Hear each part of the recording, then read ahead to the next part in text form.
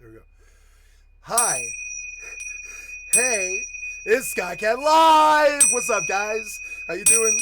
It's 7:30 or something. I don't know what time it is. It is 7:49 p.m. on January 2nd, 2025. Wow, we're coming up on Insurrection Day here. I can't believe how fast this fucking I can't believe how fast this year blew by. It seemed fast to me. Even I guess it was the election. The election made the year fucking like blaze by, I think. But anyways, yeah, it's a brand new year. It's 2025 today. It's officially 2025. I really love that I made it this far. I really thought I would have been dead at 26, but I made it another 20 years, and I'm hoping to make it another 50 or something like that. So like so we'll see. I'm really happy that I'm alive. I really didn't think I would live. I didn't think I would live this long. I really didn't think so. All of my life, I was like, oh God, I'm gonna die young. I knew, and I was like, oh no. But as time goes by, you begin to realize that no, that's just your weird chemical balancing telling yourself that you don't value or that you're not valuable or something. But it's not true. Everything and everyone is valuable, and you know. So yeah, and so I'm glad I've lived this long, and I'm glad I'm here to smile at you guys and say hello. I hope you're winning your various different games today. I want to say thank you to everybody who came in and gave me a sub yesterday, and I'm just doing really well overall. And I want to say thank you guys. I'm doing well physically. I'm doing well mentally. I'm doing well spiritually. I'm not yelling as much. I'm not as angry as I used to be. Doing better, and this is all because of you guys. I think it actually really is. It's something about it. Like I want to be something better for you, and so so I'm gonna reach for the stars if I can, and so I love you guys. Gonna flip it off the big screen now after being talking like an idiot, and yeah, we're gonna put on some games and stuff. I would like to personally brag that while I was sleeping, I made 700 million ISK.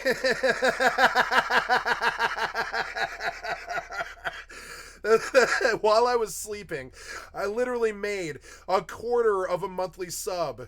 And that's when you know that you're, yeah, I mean, that's when you start to know that, yeah, you kind of have, you've like cracked the game and you're just better than everybody else. You don't have to do anything really. Oh, look at all these 40 and 80 million increments and stuff. They like my 40 million ones. I like that. I like that they like my 40 million ones because yeah. I got a lot of them. I'm gonna sling these things.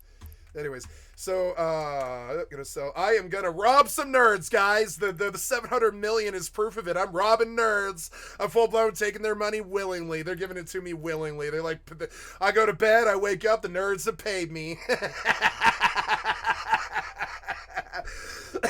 It's like my favorite thing. I'm not gonna quit Eve. I'm just gonna stop paying for it. Let the nerds pay for it. I'm gonna make the nerds pay for my sub. Charge them on the hypernet so I don't have to pay for the game, because the game isn't worth paying for anymore. The combat's bad. The harassment is bullshit. The scenarios the CCP sets you up for are fucking dumb, and it's just not. It's always been a good game, but I mean it is a game from 2003.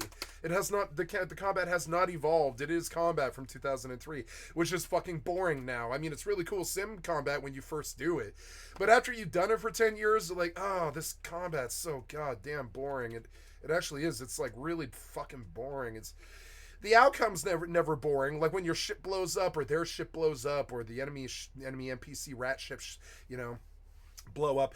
The outcome is always interesting, but the fight itself has to be the most goddamn boring thing. It's worse than old school RuneScape. You just fire off the F1 key and you wait.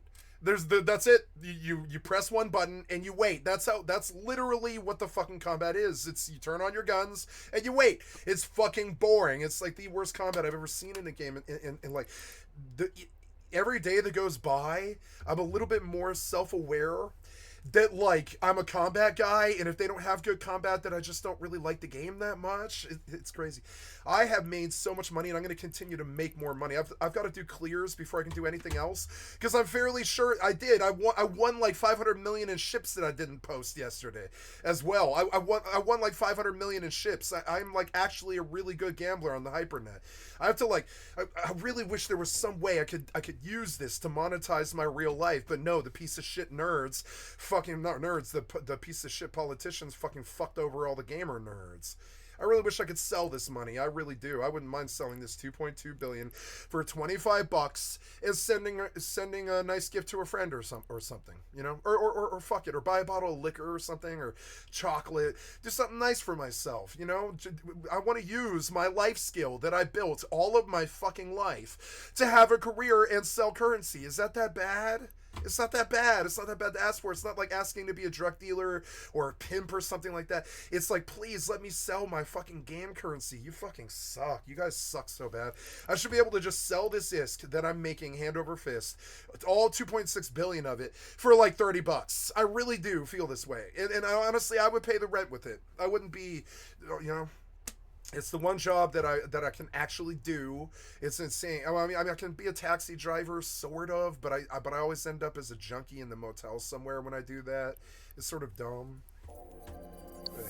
Oh, my headphones did not turn on. There we go. Yeah, I guess I'll go receive.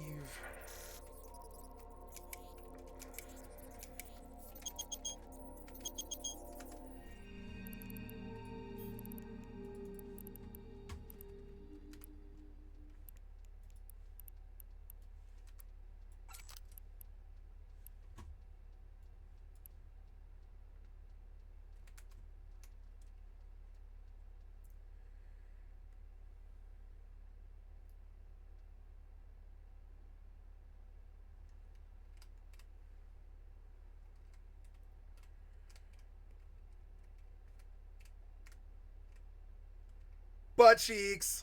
I love my Mithra butt cheeks. I love them. I love the panties they did in this game because they're basically not there. That's her fucking gash. I swear to God, that is her vagina.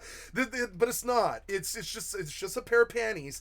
But my God, doesn't that look like her fucking pussy? It absolutely does. You can see the fucking camel toe. I love this game. This is the greatest game ever made. It always has been. It's so much better than WoW and old school RuneScape fucking combined.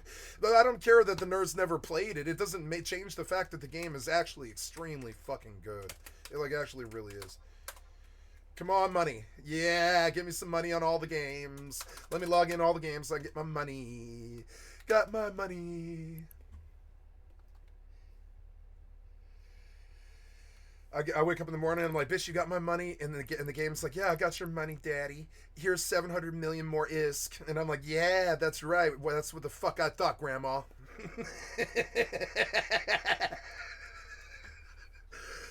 Yule Festival Trinket Crate. We don't really know what these are going for. Find in contracts. What do you sell this for in contracts? 20 million. Let's ask for 100.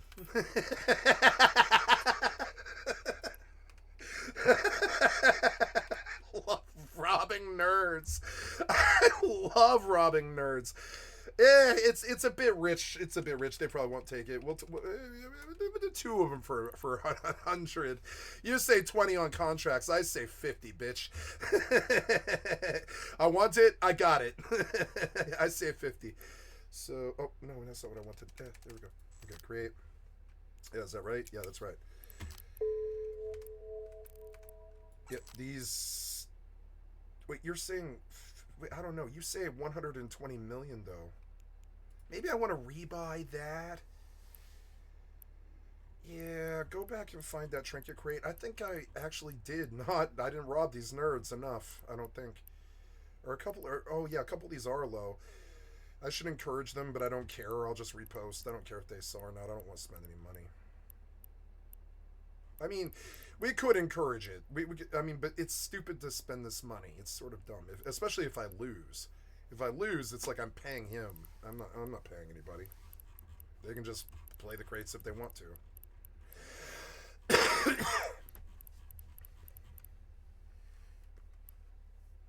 Oh yeah, I'm doing so good on fucking HyperNet. I'm doing so good. Where's this package of trinkets that I just posted, though? I can't seem to find it. There you are. I think I will buy this out just to, you know, just to create some interest.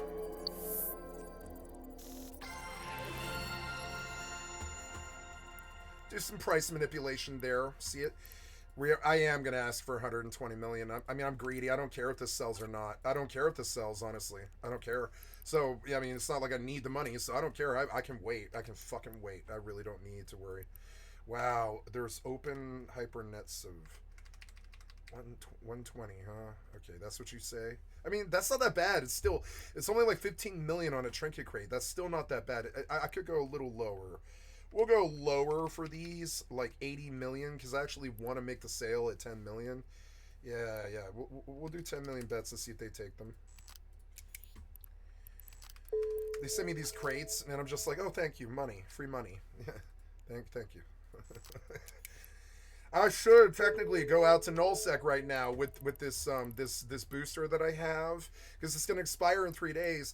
I said I didn't ever want to leave the station again, but technically it's really monetarily fucking behooves me to go back out to nullsec again for an entire session to fucking farm more presents to sell on the fucking hypernet, so I just don't have to buy any. I don't ever have to pay for this game ever again. You know, look, a bunch of these crates should be really worth something. We're gonna find in contracts. Like, what are we selling these for? 200, bitch. I'm asking for 240. I'm gonna 240. Festival celebration crate is really worth it. Yep. We're asking for 240 on the fucking hypernet. I know that sounds crazy. That is 30 million. Do I get this much?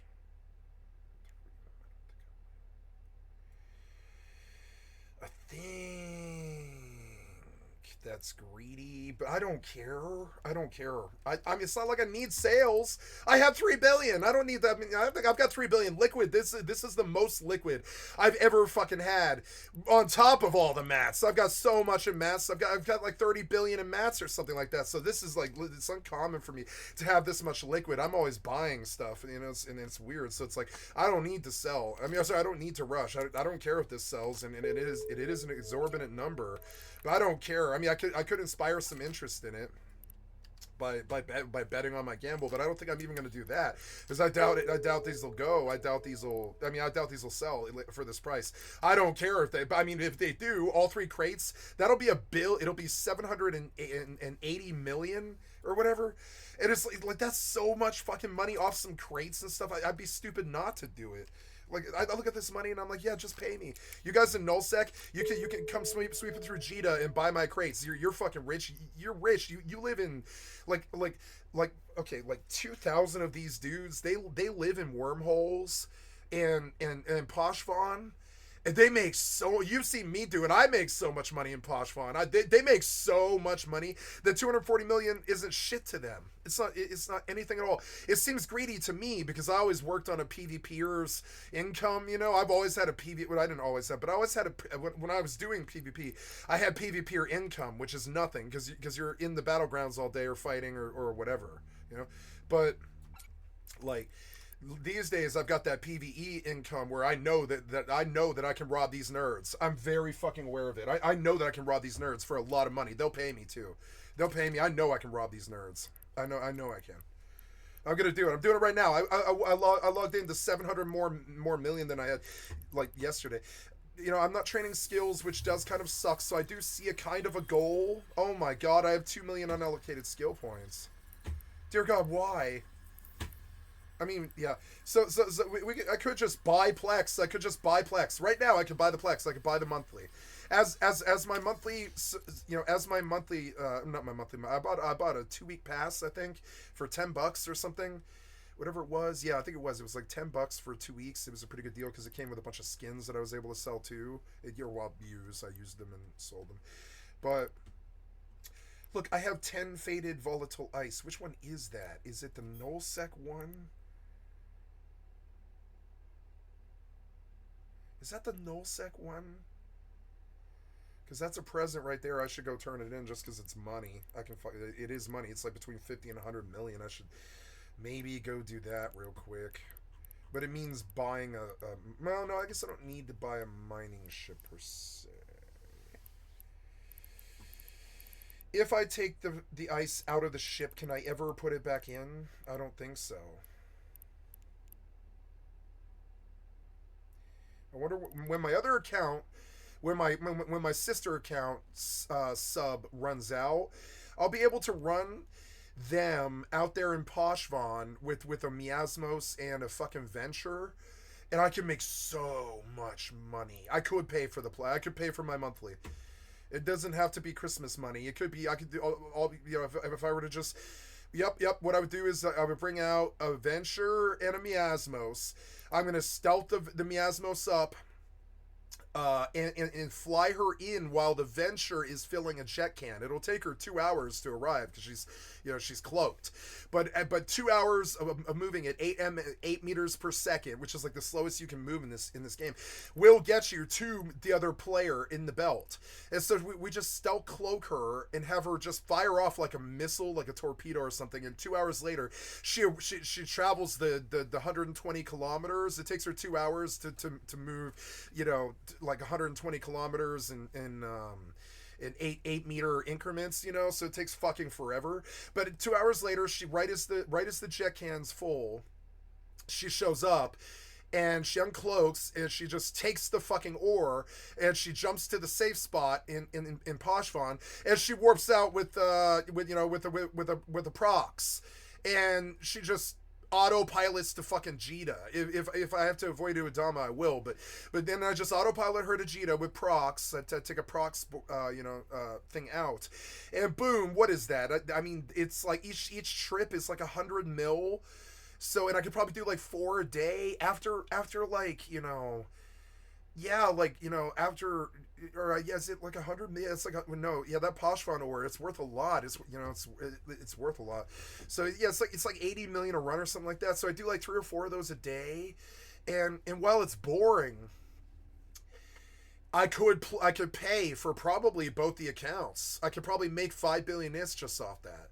It's insane. I don't really know what. I mean, it's weird because they want this stuff to be worth something. They want the ore and the ISK to feel like it's valuable. So they balanced it so perfectly that like it's weird that they left this opportunity to starter pilots where they can just go to Poshvon and mine for 100 million in a fucking Venture. But they made this possible. It probably scared the shit, the idea of going to Poshvon probably scares the living shit out of a noob. There's no way any noob is going to want to go to Poshvon, which is what they were kind of talking about. They're like, here's endless money for anybody who truly has an adventurous noob spirit and wants to go to the most dangerous part of known space and live there where roving gangs of 30 people strong, like roams come through with Lokis and shit like this. They'll do like 1 million damage to you if they were to open up, and you only have like a 10,000 health bar, right? In the first volley, they're going to do 1 million damage to you. Then this is true. Like if 25 to 30 Lokis open up on you, that is 25 to 30 million damage or something. It's not 1 million. It's like 1,000 DPS each Loki or whatever. So it's a lot. It's 35,000 damage or something on a 10,000 health bar or whatever. You just completely get melted in the first volley or whatever.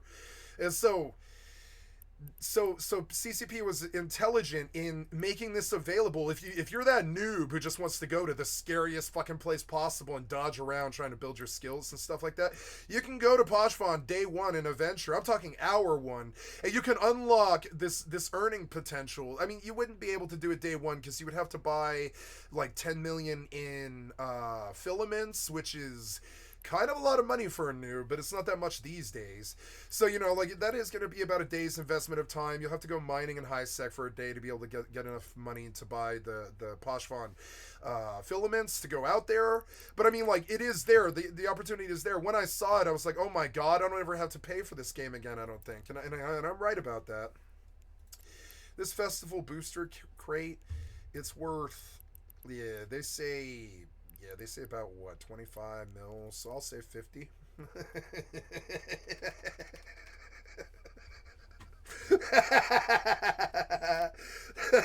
Maybe I should try 80. I'm gonna try 80. Fuck it. I'm gonna try 80 and see if I can get some 10 million takers. I kind of doubt it, but these crates, I mean, fuck it. For 10 million, that's not that bad of a bet. That's a cheap bet to try to get this crate. I think it could sell.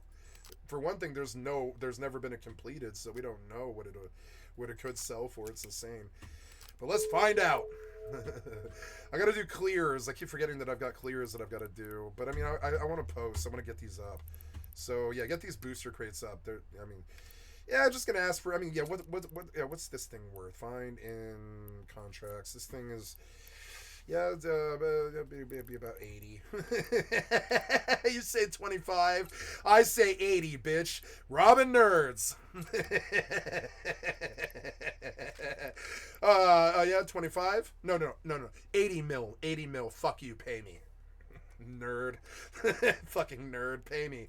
Fuck you, nerd, pay me. Dog broke down? Fuck you, nerd, pay me.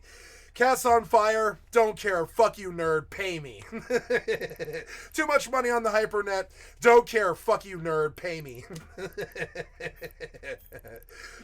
Like Goodfellas, don't care, nerd. Fucking pay me. I don't care. I don't care what your problems are. Pay me. like loan protection money, like a fucking loan shark. I'm like, I don't care. Fuck you, pay me. That's what I do. I offer robbery on the hypernet. You don't like it, nerd? Fuck you, pay me. I don't care. Fuck you, pay me. Fuck you, pay me. What's this festival apparel crate worth? They're gonna say 25 million. I'm asking for at least 100. Wait, what? Want to buy? Oh, so you want to buy these for negative 50,000? What? He's smart though. I should do this too. I should just offer to buy them on contract for 50,000 ISK.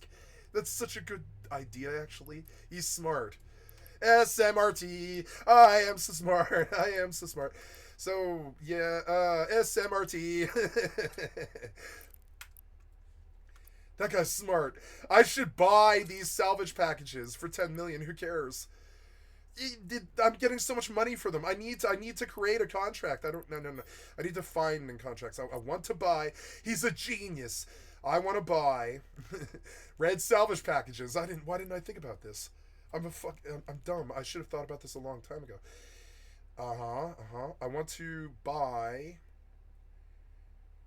I want to search, but I want your skill level allows you to have a total of 1 outstanding personal contracts at any time. I have a contract, do I? I have a multiple thingy out there in Amar, I think, or it was Heck. Yeah, I have a thing in Heck that isn't gonna sell. Yeah, can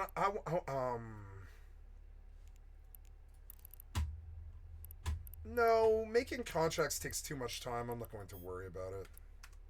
Damn, it's like really cold in here. It's at 56 degrees. What the fuck? Heater. Let's see.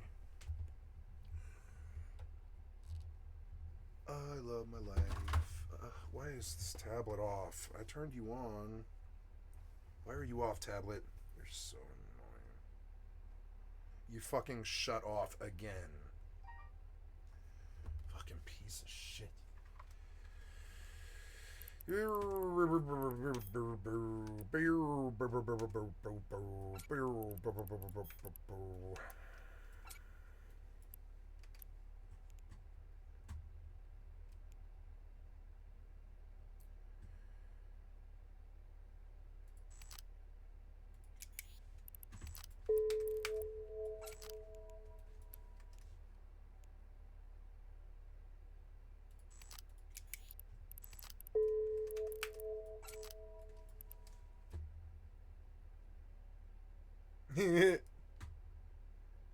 I'm making so much money.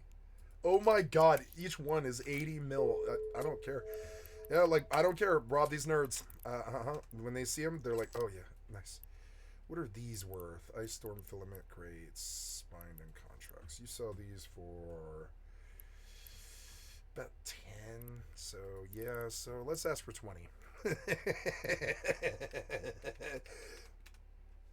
Yeah, that's a 2.5 million bet. Who cares? That's, yeah. Why not? Do it.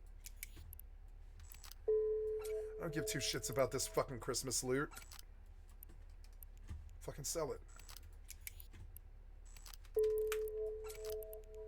Christmas is for dumb people.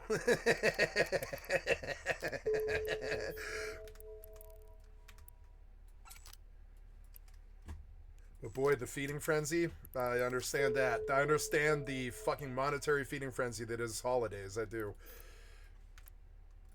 Yeah, can I get 1 million for that? I don't know. Do you think? Probably not. Like, try 2 million. My greed is just my fucking greed because I don't care if it sells. So whatever. I mean, I could just dream up a price and ask whatever the fuck I want. 80 million, 20 million, whatever. It doesn't matter. Yeah, just make a whole fuck ton more of 80 million. Yeah, just keep it going. We're gonna roll all of these packages for 80 million a piece, and they're gonna buy them too. They love this shit. They love these things. They love gambling on these crates. They love them. They're addicted to it. And it's kind of like selling them a drug. I feel like when I was a drug dealer, it kind of feels like that. I'm like, I know you want this crate. Come buy it, nerd. Come gamble on this crate, nerd. Make me rich, nerd. I'm taking your money, nerd. I'm robbing you. Fuck you, nerd. Take my package. It's a really angry red salvage package. Take it. You're gonna take the package. You can't help it. You have to gamble on the package. You see it and you're like, oh my god, I want to gamble on that so bad. Yeah, fucking gamble on the package, nerd. Take the package. Take my package. Take it.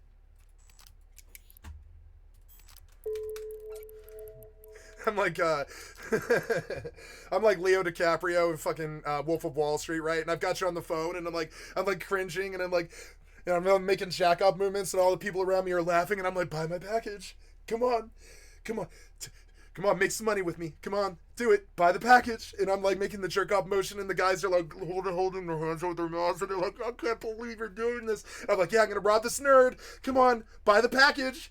And then they do it. It's like, yes, yes, we got it. I got him. I got him in the hole. I got him in the hole. It's like I feel like Jordan fucking Belfort robbing these nerds. I actually really do. I feel like this. Like I'm like, 80 million. You know you want it, nerd. Take it. Take the red package. Take it. I love how I can make the hypernet more entertaining than Fortnite, basically, because it kind of is. It's like this like it's like this gamble war that nerds come to like voluntarily so I can rob them. It's like this war of gambling. And they come to it willingly and they slap their money down, and I just rob them. I ask for like, some fucking conjecture amount of money. It's not even really based in reality. I just like put out some conjecture ideas. I'm like, yeah, in my world, these crates are worth 80 million if I say they're worth 80 million, so that's what I'm charging. And that's what they pay. I can name the price of this thing, and so I do that. Look, they're selling too. A bunch of them are selling. I'm not the only person doing this either. Yesterday there was like 8 sales. Now there's been 32 and 67 open. And like they begin to see where the real money is. Yeah, and they're like, and I'm setting market. I'm like Jordan Belfort. I'm full blown like setting market trends. It's fucking annoying. They can everything's got to go. I'm the crazy person that's tossing the little person at the target or whatever. It's insane. I kind of like that. And yeah. I'm taking your fucking money, nerd. I'm taking your money. All of them. Yep, I'll keep 5, just, these I'm going to ask for 200 million. I've been asking for 80 million, but the last 5 of these, right when the event starts to end, whenever this runs out, right, or whatever, I don't even know if these expire. Oh, friable volatile ice is the red one. Faded volatile ice must be the green one. I feel like I could, like, yeah, like, are these in contracts? Are people selling these? No, they aren't. Maybe I should, well, I don't have contracts, though, so, oh, well. Oh, I can sell those? That's good, okay. Microcircuit salvage.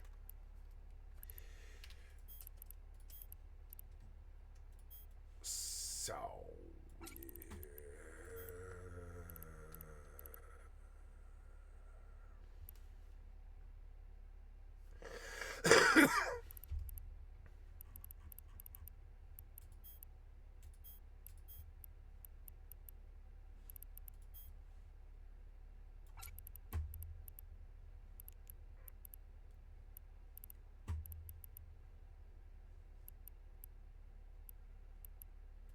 51 harvest damage boosters. I think I should sell them because they're going to expire.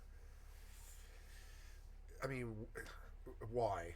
I don't really understand this. No, we're gonna ask for 100,000 each. I don't really understand that. Yeah, like immediate. 15 out of 17.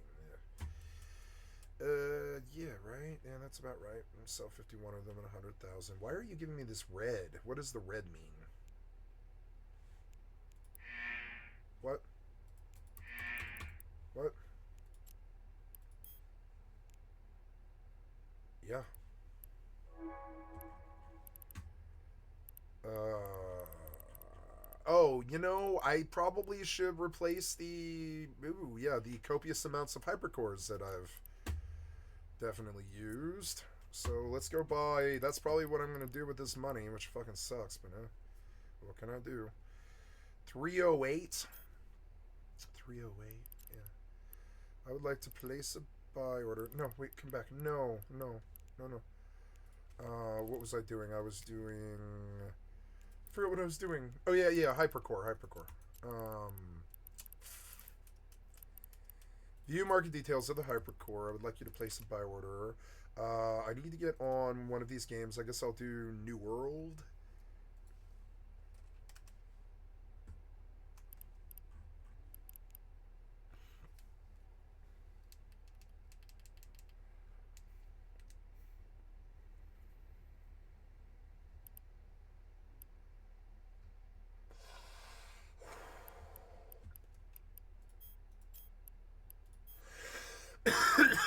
I want to place a competitive buy order. 308 200. No, 308. Yeah, 308 200. Place buy order. We want buy a hypercore at 308 200. I want 2,000 of them, which is 600 mil. Not too fun, but I mean, duration should be 3 months. Station minimum of 1, quantity 2,000. 308 200, which is a competitive number. Should get this. I should get this sale. Yeah. So yeah, I think that's about right. 600 mil for all the hypercores and everything, because I am going to make a lot more sales, probably another 2 or 3 billion in sales. So the hypercores, they're the cost of the business. We always cover the cost of doing business first. I dropped from 2.6 million billion to 2 billion. But I mean, it's worth it. I need these hypercores to do my business, so that's the cost. You can see it. It's always some re-up. It's fucking annoying. You can make a lot of money as a person, but most of the time you pay re-up, and re-up is really expensive. Re-up of materials to make something is always really expensive. Fucking annoying. It chunks you for 40% of whatever you made or whatever, and then you got to flip it all over again. But I mean, I did. I made. I don't know what. I went from 300 million to 2.7 bill. So yeah. So like I mean, that's a lot of income coming in. So yeah. So like I invested in 600 million of the 2 bill back out, so I can just keep making money, because my hypercores have now dwindled down to half what they used to be. I'm learning now that I'm also sort of doing, in some way, some kind of weird hypercore manipulation on a longer meta level, because I'm one of the hypercore buyers. And so I understand now that I'm also sort of like competitive in that market as well. It's something that has left an impression on me, is every time that I come home to Jita and I look at my market, I see that I have a significant amount of hypercores just sitting here, like a billion worth, and it's always like 1 to 2 billion worth or something like that. Or usually I keep around 5,000 of them. And you can see that is easily the real chunk of what I own is in hypercore investments. And so I've been thinking about that a lot too. I'm going to start probably buying hypercores religiously. I can't really see how the hypernet would do anything but just get more and more popular. So I mean, yeah, I'm going to probably compete on hypercores. I'm gonna buy. Wait, I want to modify the order actually. I can't buy more. No, I'll lose my investment, which is annoying. That's okay.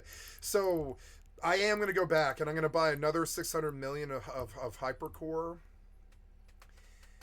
because you can see that I can easily just put it up on them. I could do that right now. Honestly, I could post these hypercores that I bought for cheap. I could post some of them. I could post like 1,000 hypercores for $319, which is, that's a lot. That's actually like a significantly more than what I'm buying them for. That's like another 20K something.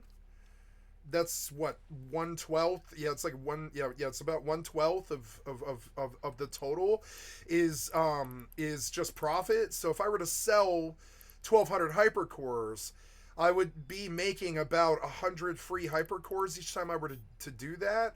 If I just flip them right onto the auction that day for 319, 300, something like that.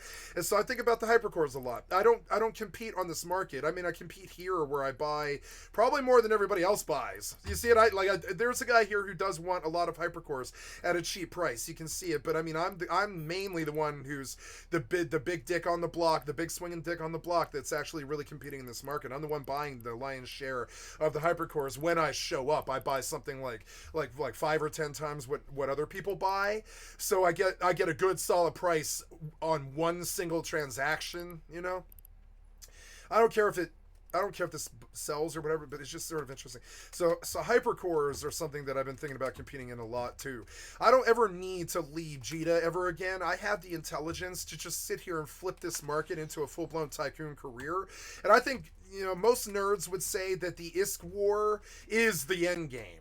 Like that, and that's true of all MMOs. Like usually the money war is the end game. If you have endless money to just buy whatever the fuck you want, like kits, I can just buy endless kits off of the. I can buy endless. Right now, I could technically, by all intents and purposes, I could roll wherever I go in a like a 60 million ship or something like that for the rest of eternity or whatever. Now, I don't think I can get in that ship because my monthly just lapsed. But I mean, like, I could just, like I have a couple of these in my docket already, I think. Like, I've got to do some clears and stuff. Oops. But yeah, these I could fly Gnosises off of the Hypernet for the rest of my life. This ship does 770 damage, but it's 50 million. So I mean, I could just fly Gnosises wherever the fuck I go for the rest of my Eve career. I am, by all intents and purposes, essentially like endlessly rich now. My money will just keep rolling. It'll just keep rolling, especially if I stay on the Hypernet and I keep doing innovation and stuff like this. My money will just roll forward. It's kind of insane. And so I think about this all the time. I can essentially I'm hood rich, but I am military rich too, in the respect that like I'm military rich in the respect that I can roll around in a tank for the rest of my life in this game. In a tank. Like something like I can roll around in an expensive piece of military hardware for the rest of my life if I want. That I wish my real life was like that too. I wouldn't mind owning a helicopter so I could just go to town. I want to buy like a helicopter thing, a helicopter landing point at an apartment downtown in the town where I live, and I want to be able to fly from my backyard to the fucking apartment and go shopping and with a Tesla car or whatever, and leave all that stuff sitting there so that whenever I want to go to town, I can just fly my fucking helicopter. And I mean that. I wish I had that in the real life. I'm not afraid of flying helicopters at all. They make parachutes. Fuck it. I'm not afraid of. If I'm going down, I'm jumping out. Fuck it. Helicopters don't scare me. You've gotta fucking unless you suck at flying or you're drunk or something. I don't fear flying helicopters, and I kind of wish I owned one. And I would definitely set it up in my backyard, and I would fly between downtown and here, and every time I wanted to do shopping, I would only take 8 minutes as opposed to the 45 minutes that I have to spend now driving a car 20 miles, each way. So rather than drive the 40 miles, I would like to just take an 8-minute helicopter ride into my apartment, go down in the elevator to the basement in 5 minutes and get my fucking, get my Tesla car out or whatever the fuck that costs no money to drive or whatever, because it's got really good mileage and shit. And I would just drive to the farmer's market and shit like that. And I want to be able to go from my front door to the fucking farmer's market in 9 minutes. And this is what being rich enables you to do. That is, to me, the value of being rich. There's two values to being rich. One is all of your problems go away. And I wouldn't say that's good. It's just, but All your problems go away. That's something that I want. I want all of my problems, not my problems. I want other people around me's problems to go away. And I think money is a good solution to that. The other good thing for money is to do things more efficiently, like going downtown to the town where I live. I could do that in a helicopter if I was rich. I'm not, but I mean I could if I wanted to, if I had money. And so that's what money has always meant to me is the 8-minute fucking flight downtown. That's what money has always meant to me. That's it.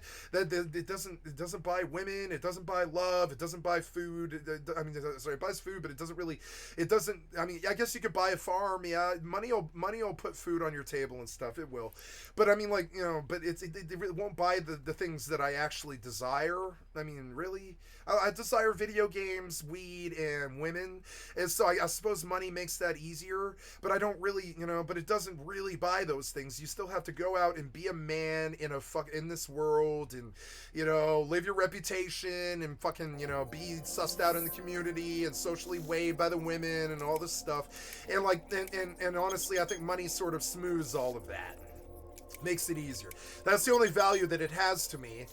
Money is the 8-minute flight downtown, so I don't have to do 45-minute drives anymore. And what it can do for my love life, you know, that's about it. You know, I don't really. Ooh, I got a nice Osprey Navy. Nice. That was like the first clear, I guess. Yeah, the first clear I won again. I won like almost all of these bets. I don't really understand how that's possible. I'm like 9 out of 10 or something like that. No, now I'm down at, yeah, now I'm 9 out of 11, but still, like, I mean, or whatever it is, 9 out of 15 or something, but I won so many of these bets. It's insane. I won some kind of ungodly, I've shown this to people before. I tell a story occasionally on my stream about this one time. It's the closest I've ever been to God or whatever, was when I was in my high school classroom, for my math teacher, Mr. Brunswald. He'll be passed now, because, you know, he was like fucking 60 when I was a kid. He'll be either like close to or dead now. But Mr. Brunswald was a very good math teacher at my school. Very, very good at math. Like, definitely a mathematician genius.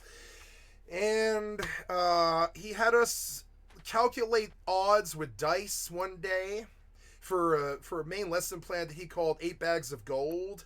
And so he had us calculate percentages of dice. That's the sort of stuff I did in my private schools that they won't have you do in a public school, you know. And so we're sitting there. There was 4 boys, 4 girls, and a teacher. So there was 9 people in the fucking room. And I rolled snake eyes in front of 7 fucking witnesses, or 8, whatever. Yeah, like 8 people in front of 8 people. It was 8 people. I just fucking like my friends have always thought I was special, but then they see me do stuff like this. I rolled snake eyes. It was, I think, 27. I think it was 27 times in a row. I rolled snake eyes, and so the teacher, you know what the teacher said? He was like, the dice have to be weighted. He was like, what you did is impossible. And I was like,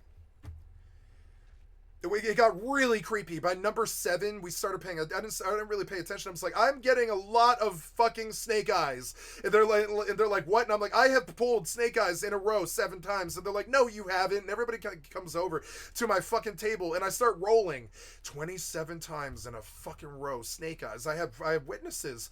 You know, I like, my math teacher was like, you have loaded the dice. And I was like, no, I haven't. No. These are your dice. And he's like, I know they're my dice, but you loaded them. And I'm like, how the fuck would I load your dice in the middle of I mean, what? He was like, I don't know how you rolled 27 snake eyes in a row, but that's mathematically impossible. It flabbergasted him. He was like, that is mathematically impossible. No human has ever done this. But he was like, I just watched you do it. And I was like, I know. We don't know why this stupid shit happens, but I did. I rolled so many goddamn snakes. It started to get eerie and scary. By the 27th one, I threw, and it wasn't snake eyes. I think it was 12. And I was like, you know, okay, I was like, I'm very weirded out. I'm going to leave. I think I left the room. I was like, I'm weirded out. I don't know. I don't know what this means or whatever. My friends are just staring at me. Everybody's like fucking weird. They're like staring at me, and I'm creeped out by it. And I've been I've done this a couple of times in my life. Like one time, I was tripping on acid, so I steered my cat around with my mind. Now, what it really was is I was pointing at the corner, and we had such an insane connection, and I was tripping. So I imagined that I heard a mouse in the corner, and he was like psychologically connected to me, and because I tricked myself into believing that there was a mouse in the corner that I was pointing at, he went to go attack the corner, and at that point I started steering my cat around with my mind for like, I don't know, there was like 3 girls who were tripping on acid, there was like 2 sober ones, there was like 5 dudes in my room or something like that, and I was like, I can steer my cat with my mind, and they're like, shut the fuck up, Skycat, you're fucking crazy, what are you talking about, you're an idiot. And I started doing it. I started steering my cat with my fucking mind, and everybody in the room was like freaked out. A couple people left. They were like, this is really fucking weird and creepy, stop it. And I was like, okay. It was weird. I don't really remember what happened. I was tripping balls, but I mean, of course I did not steer my cat around with my mind. I did roll 27 snake eyes in a row for fucking witnesses. That did happen. But I absolutely did not steer my cat around with my mind. I just used some weird psychic trick to like trick him. It was insane. To me, it was like magic. It was like using magic. It was the closest I've ever been to seeing like magic, proof of magic, It was like magic. It freaked my friends out. And those are the 2 times in my life where like that I came close to God. God was in the dice rolling. God was letting me control my cat with my mind. You know what I'm saying? I miss that cat. We gave him away when we were poor because we couldn't afford to feed him. He was my best friend. His name was Buster. He's probably passed. Yeah, he's definitely passed now. But I mean, I love Buster more than anything I've ever loved in my life. And we had to give him away because we just couldn't afford to fucking feed him. We couldn't afford to feed me. We were so poor. We had too many cats and we were starving to death. And we just couldn't afford to feed both the cats and us, So my mother petted him out. She was like, well, you can keep him, but he'll be miserable. And she's like, I don't know when this will end. And I was like, I don't know either. So, So she was like, well, I have a friend who will take him, who will make sure that he has a loving home for the rest of his life. And I was like, yeah, do it. Fucking do it. The next cat that I got, I had to trade for rent. I traded for rent. 3 months rent. I traded a cat for my cat, my best friend. I had to trade him to my roommate. I hate that roommate. I kind of hate him in a way. He's not a bad person, great guy. I actually really like him. He's a friend, but I secretly hate him because he like traded me rent in a home that he owned for my cat, and I think morally that was like pretty bad. He knew that I would take the deal. And so he proposed it. He came to me and he was like, look, if you give me your cat, I'll let you live here for another couple of months while you get on your feet. Just get on your feet, get a job, and all that. And I was like, okay, I did. But then the fact that I traded him away depressed me so goddamn badly that it was impossible to want to go do anything like get a job or anything. So I just sat there for the 3 months. And he was like, what are you going to do? And I was like, I don't know. And he was like, how do you live like that? And I was like, I don't know. It scares people. And he was like, you're not scared at all, are you? And I was like, no. I'm not scared of the streets. I'm not scared of human beings. I'm not scared. I don't like going down to the streets because then I can't play video games usually, but I'm not scared of it. You understand? It's never been something that scares me, no. And so he was like, how do you live like this? You are crazy. And he was like, I could not live like that. And, he was like, I think it's kind of fucked up that we're doing this trade for the cat, but like, and I remember him talking to me about this, but he was like, it's also like kind of fucked up that it's the middle of the winter and you're about to be on the street. It was the only solution I could come up with. I was like, he was like, it'll cost me money to let you live here for 3 months. I'll have to pay the power and the water and all this. And he was like, yeah, trade. If you want, I'll make sure that your cat has a good home for the rest of his life. And I had to trade away my 2 best friends for rent. this is why I hate landlords. I hate rich people. I hate humans. They're kind of worthless. And like, I took the offer. He came sliding up like Satan. I imagine this happens to beautiful women too. Some fucking, I don't need to imagine. It happens to my friends all the women that I date. They're propositioned all the time. The women that I date are always like 10s, like 7 to 10, something like that. So men proposition them all the time. They'll do it right in front of me. It's disgusting, and sometimes the offers are so good that you're like, take it. You know what I'm saying? No, I've never been in that situation, but it's just insane. Like, the offer is so good that you want to tell them to take it. You're like insane. You don't say that, but that's what you want to do. You want to tell the girl to take it. When you hear like some of the increments that I've heard from my ex-girlfriends and stuff, she'll come sliding up. She'll be like, you know what he just did? He propositioned me. And I was like, what? And she was like, yeah, he offered me $2,000, and I was like, fuck. I was like, well, you're dating me. Don't do that. But I mean, like, fuck, $2,000? Are you serious? And they're like, yes. And I was like, should I go beat his ass? And she's like, no, he just wants to fuck me. What does that have to do? I'm not going to cheat on you. No, he just wants to fuck me. What's wrong with that? And I was like, yeah, that's kind of how that's kind of how I look at it too. I want to fuck you. I want to fuck you. I'm no different from him. I wouldn't pay $2,000 for it because I'm not evil and dumb. But I'm, but I want to fuck you too. So I don't really see the difference between him and me. And so yeah, my girlfriends get propositioned all the fucking time. It's so annoying. It's so annoying. When you're with a fucking smoking hot 10, they get propositioned all the time. Occasionally, you have to like tell the person that you're gonna fucking kill them if they offer again, because it's insane. It's like, it's not kill them, but yeah,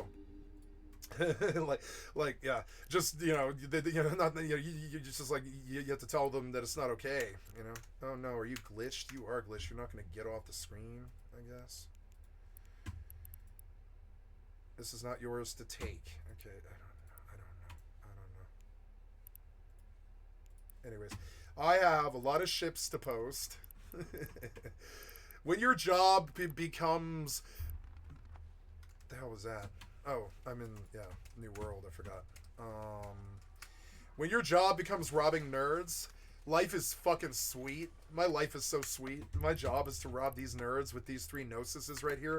I literally love my job. I'm so fucking happy. I've never been happy my whole life. I was not a happy person, I think, my whole life at all. But I am now. I'm so fucking happy. This is the best my life has ever fucking been. It absolutely is. I'm so fucking happy.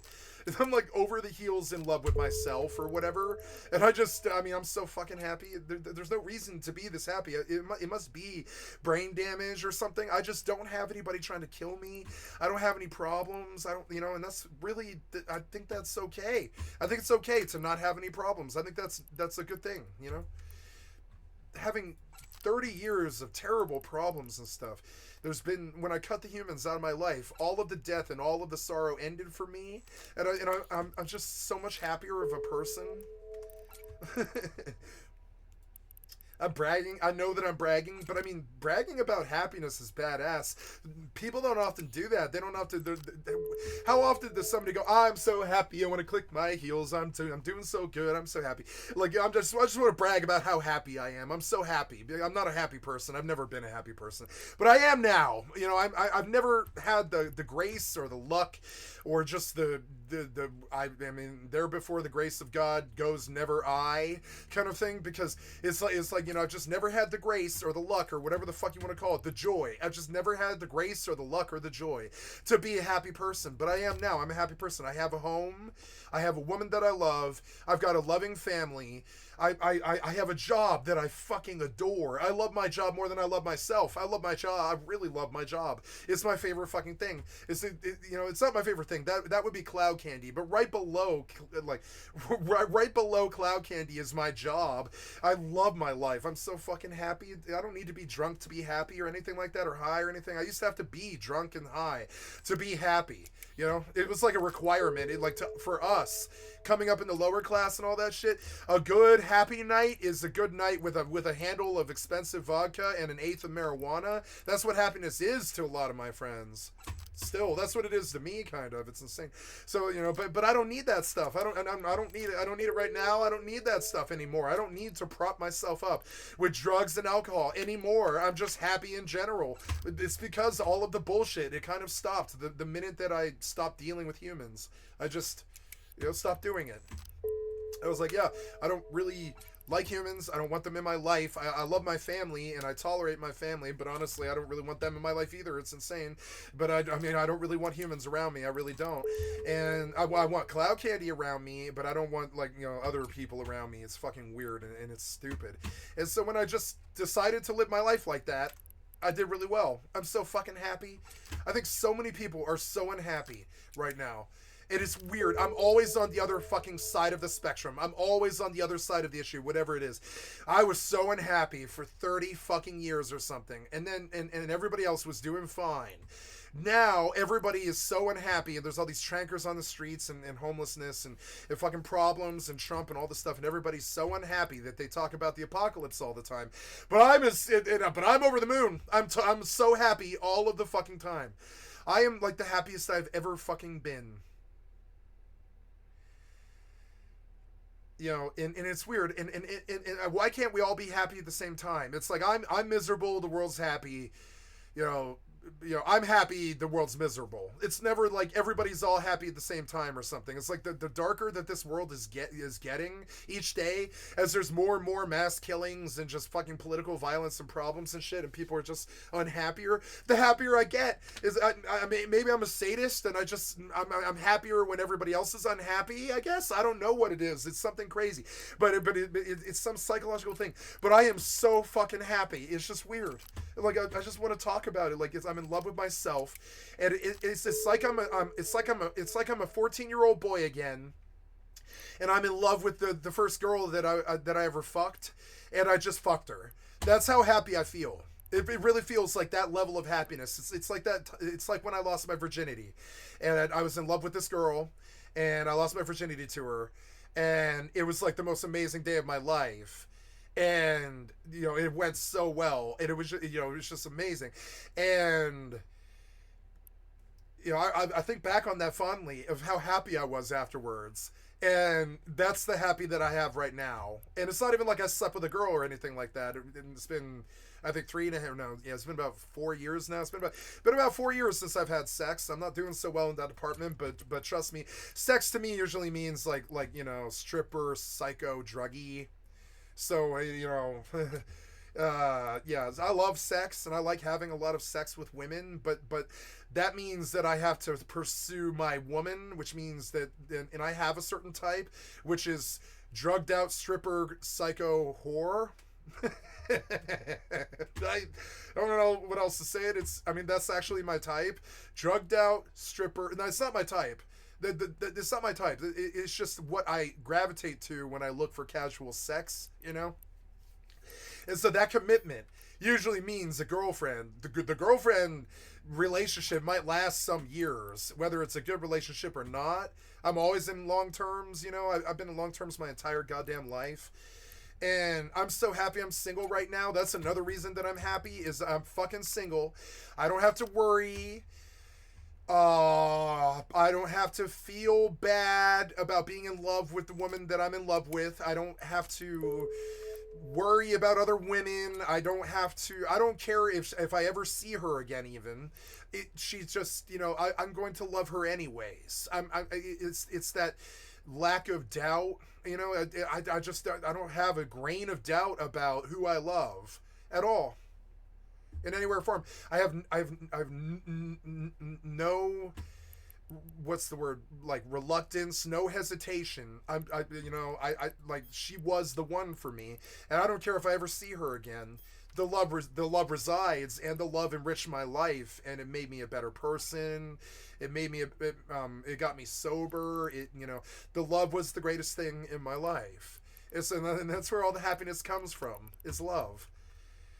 Like, you know, I think some people in the past couple of years have made allegations that I'm not happy, and I'm like, you know, I know Zelly made that statement a couple of times, and I was like, no, I think you're the one who isn't happy, you know. I think you're the one who isn't happy. It's weird. Like I'm fine who I am. I know who I love. I am very good friends with them. I'm very good friends with a lot of really good people, and I don't really have these issues. I'm not unhappy. If I was unhappy, it's because the government tried to kill me, or some dude tried to kill me with a circular saw, or terrified the love of my life away. It's just it's insane. And so whatever, like I don't know why that stuff happened. It just did, and I was extremely unhappy because of it, and I began to understand that negative emotions are this thing that you sign up for, that are like a bad contract. It's like you went down to this happened to me one time. I went down to the Best Buy to buy a cell phone, and I got hustled by a fucking Sprint technician who got me to sign up for Sprint, and it was expensive too. It was like $545 cash or something like that. It was insane. And then I lost the phone within a week, and it was this expensive bendy phone that was worth like $1,300 or something like that. And Sprint still wants to fuck me for like $2,000 over that. That was such a fucking bad deal. Signing up for that cell phone was such a fucking bad hustle. I can't believe I got hustled like that. But I needed a new phone. And I needed new service, and I had been paying for Cricket for a long time, and I was like, I need to, I have a job now, so I'm going to sign up with a cell phone agency, and I don't see why we don't do Sprint or whatever. I don't really care who it is. I just want the cheapest, best deal that I can still use a phone with and be a taxi driver. And so, Sprint was cheap, so I signed up with them. It was a disaster, and I got hustled. But I mean, I didn't know to expect a cell phone dealer to rob me. I thought I was just going to sign up for cell phone service. But no, that whole space is predatory. I didn't really know that. I suppose that's like ignorant not to know that, but I hadn't bought a cell phone in 10 years. How the fuck would I know that? It's easy to make that mistake.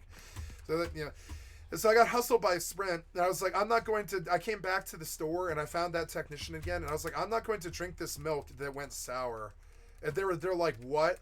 And I was like, I'm not the kind of pussy to drink this milk that goes sour. I lost this cell phone, and I should have had insurance on it, but you didn't give me insurance. So now I owe you $1,300 for the fucking cell phone. I don't want this cell phone service. It sucks. You drop me all the time.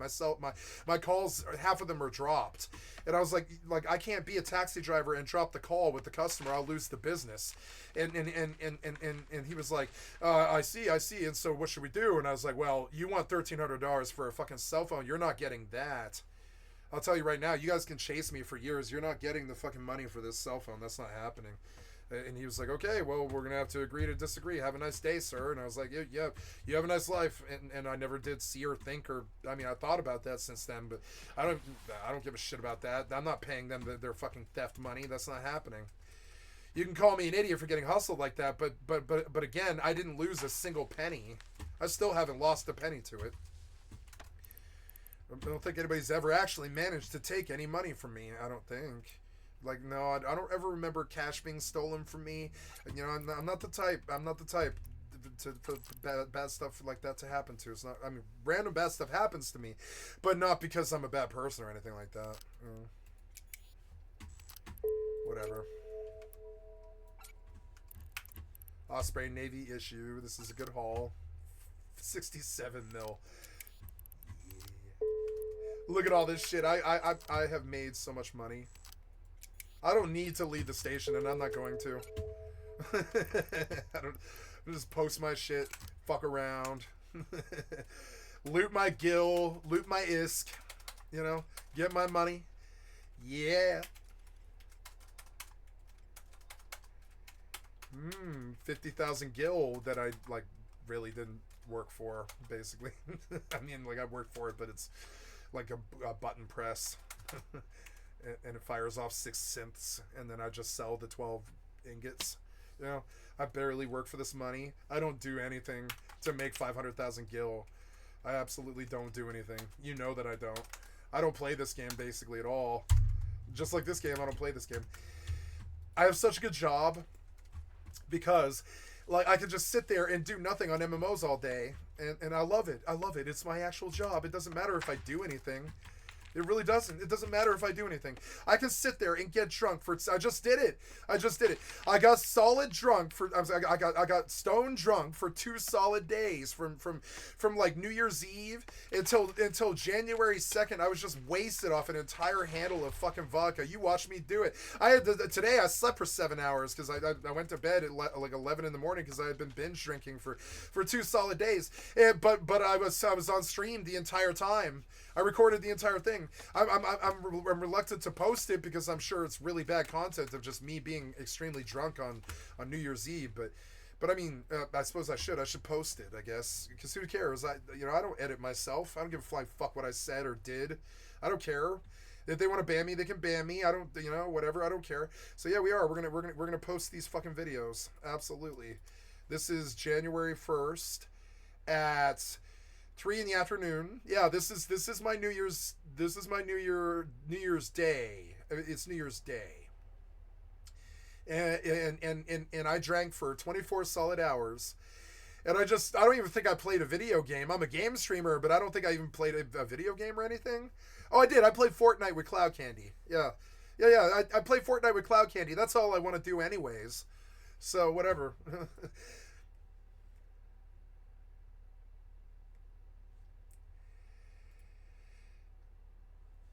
So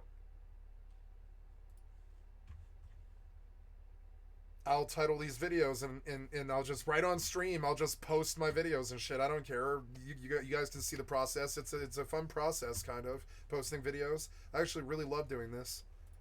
It's tedious, but I love doing it because it's my future, my career, and it's growing right in front of you.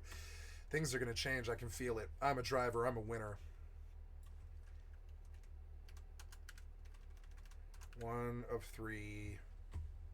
Go away, you.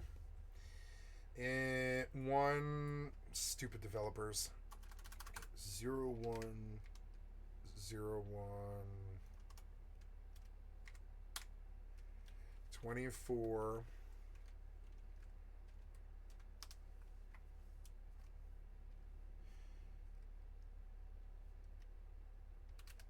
Happy New Year's.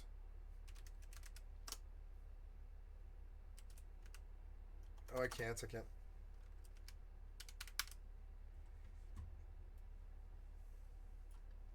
Oops.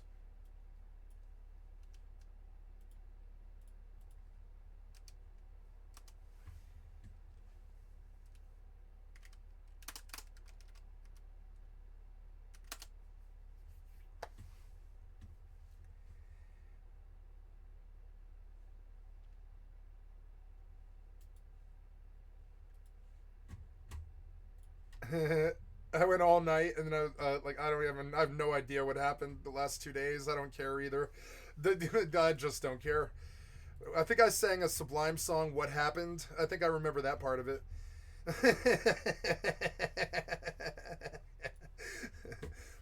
Yeah, this is January 1st, bitch. Yeah, we're gonna post it. I don't care about this. I don't care about being drunk on stream. That doesn't matter. I don't care about that. You guys can see me be a drunk jackass if you want.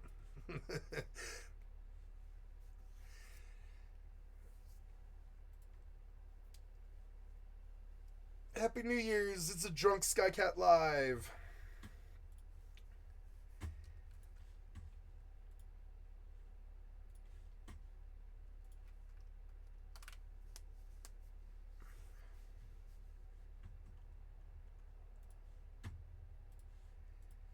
I love drinking holidays. They make me so happy.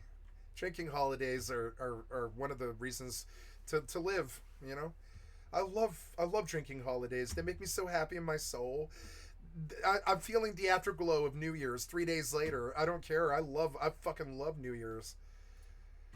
So, January 1st, 2025. New world. Excuse me. Next. Public next or whatever. Publish.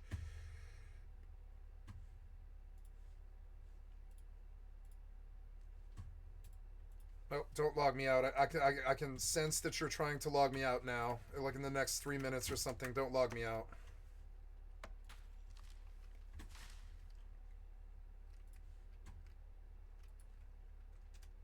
I need to buy lumberjack gear. I wonder how much money I have. I probably have a lot of money because it's been 2 days since I played. So I probably have like 20 grand or something. Or 10 grand. Probably 10 grand. Let's see. Yeah, it's good. It's good. I like it. Yes, good. Go. Recording one. On go. Strict on go. Next. Oh, so we need to watch a video. I totally spaced this, but Legal is suing Honey. I totally spaced this. I was gonna watch this like the minute that my stream started, but yeah, I can't believe this. Legal Eagle is going to sue Honey. I can't fucking believe this. We have to actually check in on that. That's actually huge. Wait, was that PDF? Hey, PDF is back. Yay, PDF is back. It's been like 2 weeks of vacation or something. He's probably doing so much better. Yeah, I bet he is. Yeah, we'll watch this, but we're doing I'm Suing Honey, and then New Orleans and Vegas terrorist attack updates. And yeah, we'll do this. Let me just finish posting this video, and we will watch. Legal is suing Honey, which that doesn't mean anything to me. I just think it's funny. I think it's awesome. Fuck these scam artists, you know? Fuck them. They're trying to ruin the world. These piece of shit Bitcoin assholes and demon bankers and shit. Ooh, what was that? It was 80 million. Another package sold. Hey, I love it. I love it when 80 million packages sell. Yeah, I heard. What was that sound? Dang, I just made a lot of money and I'm not even alt-tabbed on the client. I just made a lot of money, guys. I made a lot more money than you can make. You heard the ding of ding. Hello, you just got 1/16 of a monthly sub. Thank you. And I'm not even playing the fucking game. It's like, yeah, okay, thanks, yeah, cool, yeah, 1/16 of a monthly sub. I'm for it. I'm for this, absolutely. I'm gonna have to come up with some hustle when Christmas ends. I don't know what it is, but I do know what it is. I'm gonna go out to Poshvon with a fucking miasmos, and I'm gonna haul Bez. And I'm gonna sell Bez like a crack dealer to Jita. I'm gonna be the main support, and I'm gonna be the main source of Bez. And I'm gonna make so much goddamn money. I know I am. I've been making so much money. I made like $3 billion or something off Bez this year, and that's not even much money to me. Kind of, it's sort of insane. I am gonna go hard on Bez, but it's gonna be a couple of months before I do that. And I don't know. I said I would never leave the station again. I don't really need to leave the station. I don't need to go get Bez. You know, I don't have to do that. That's not something I need to do. You know? So, yeah, I don't know how it's going to go. Maybe I'll just sit in Cheetah and not do anything. That sounds a lot more fun than doing something. You know?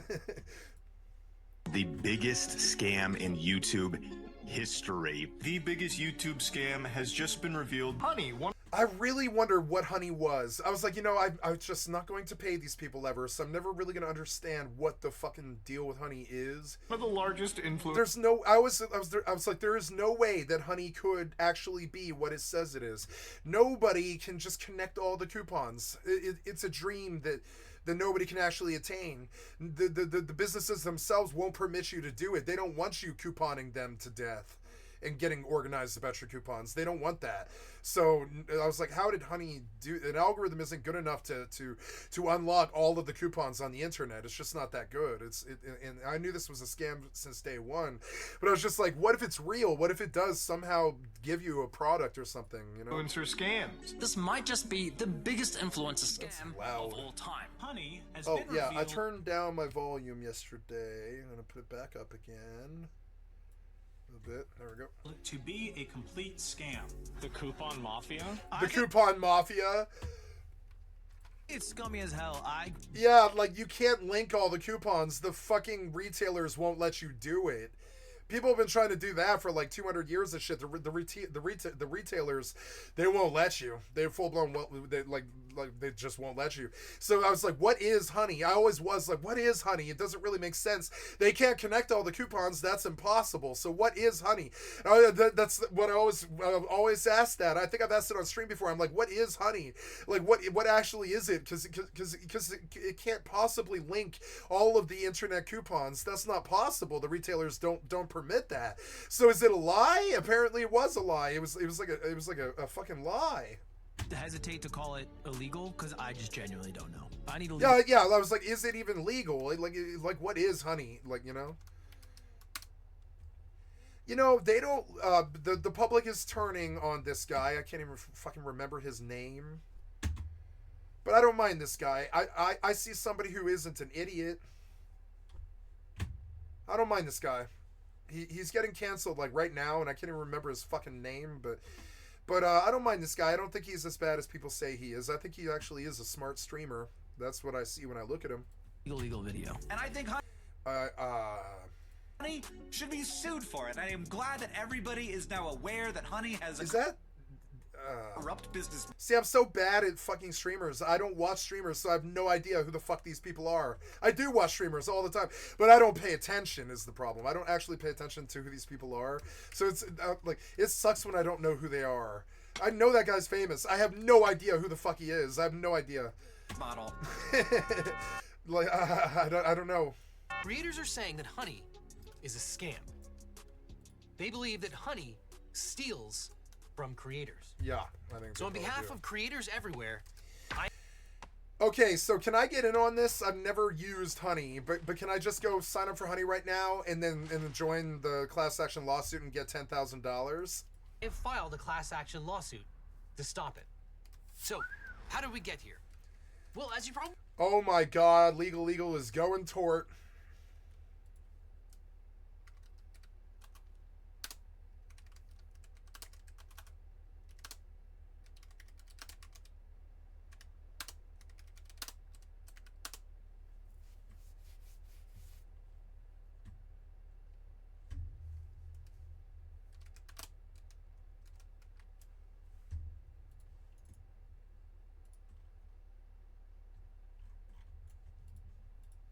know the entire creator economy works on affiliate links.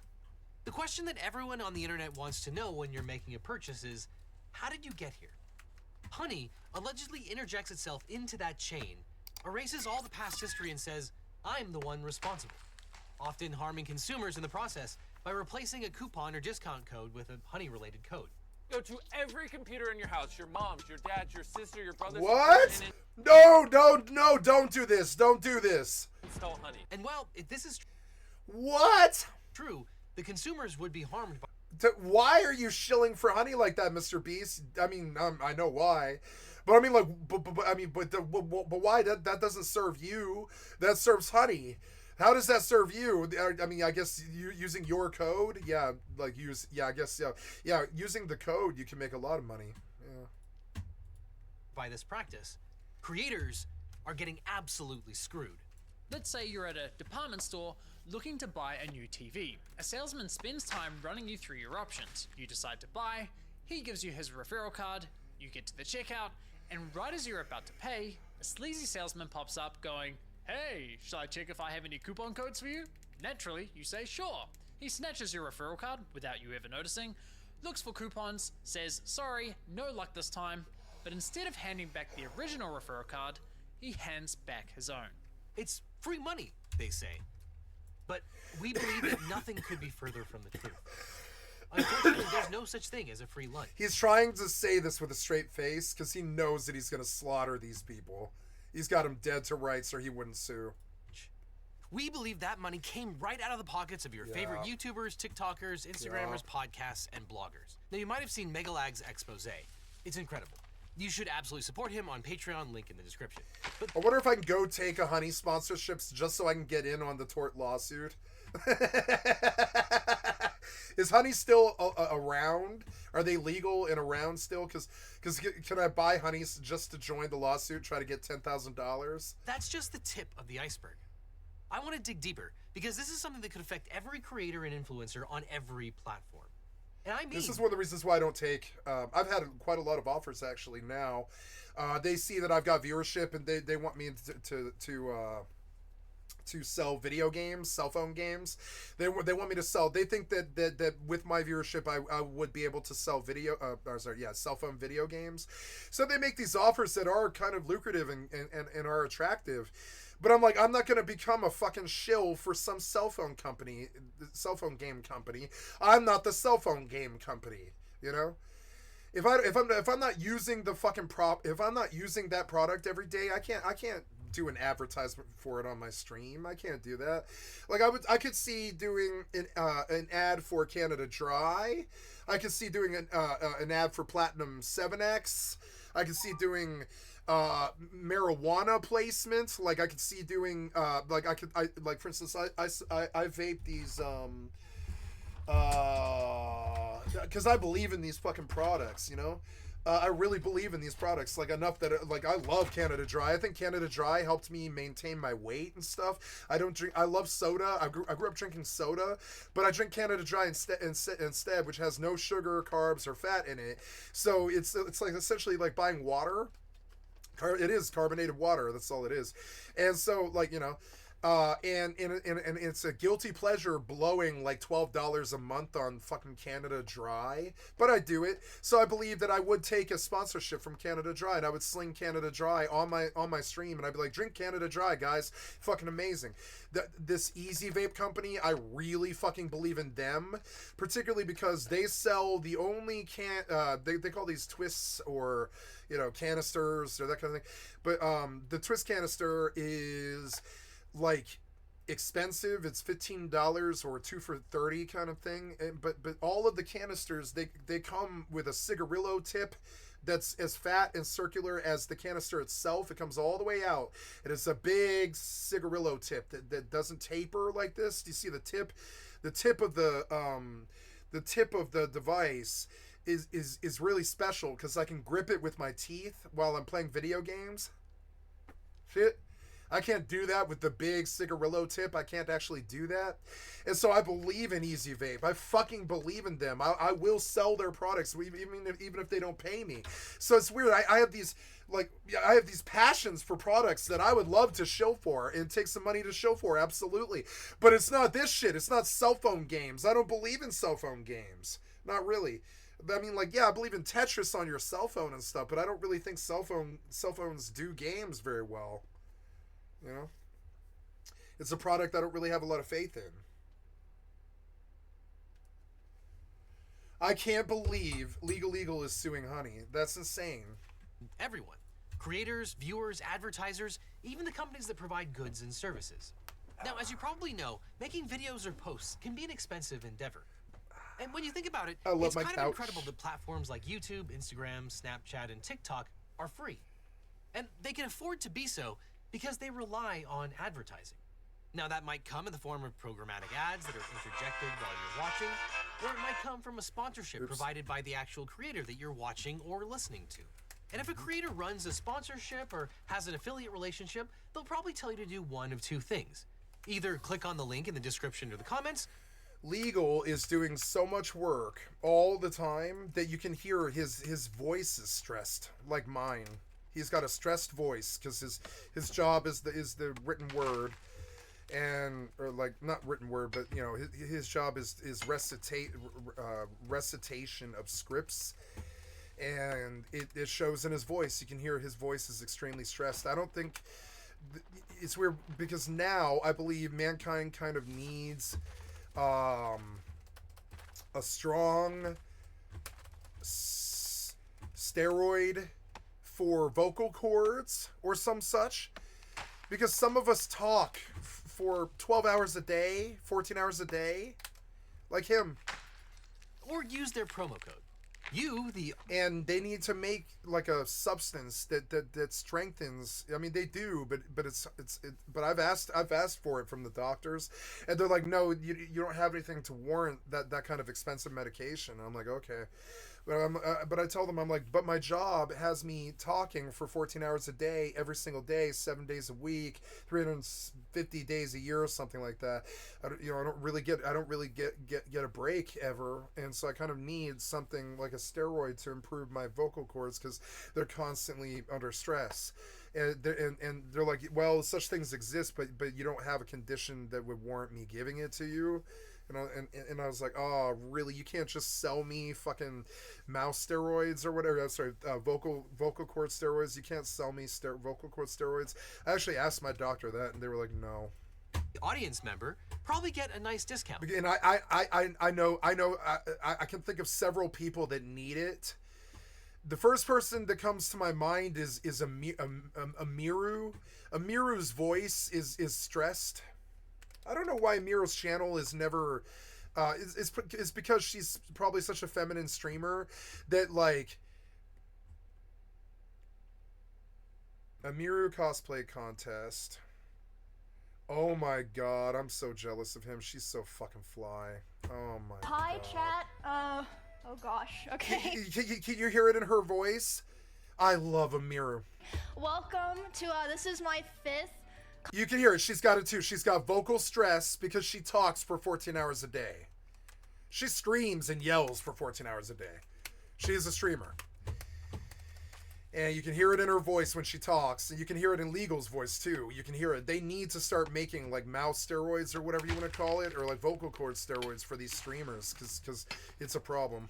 Cosplay contest, and guess what? It's my first time ever being on the front page. I'm here with Nick, and the other judges are in the call. I'll introduce them here in a bit. Dude, they're so mean, but you kind of farm them to be that way, huh? Wait, me?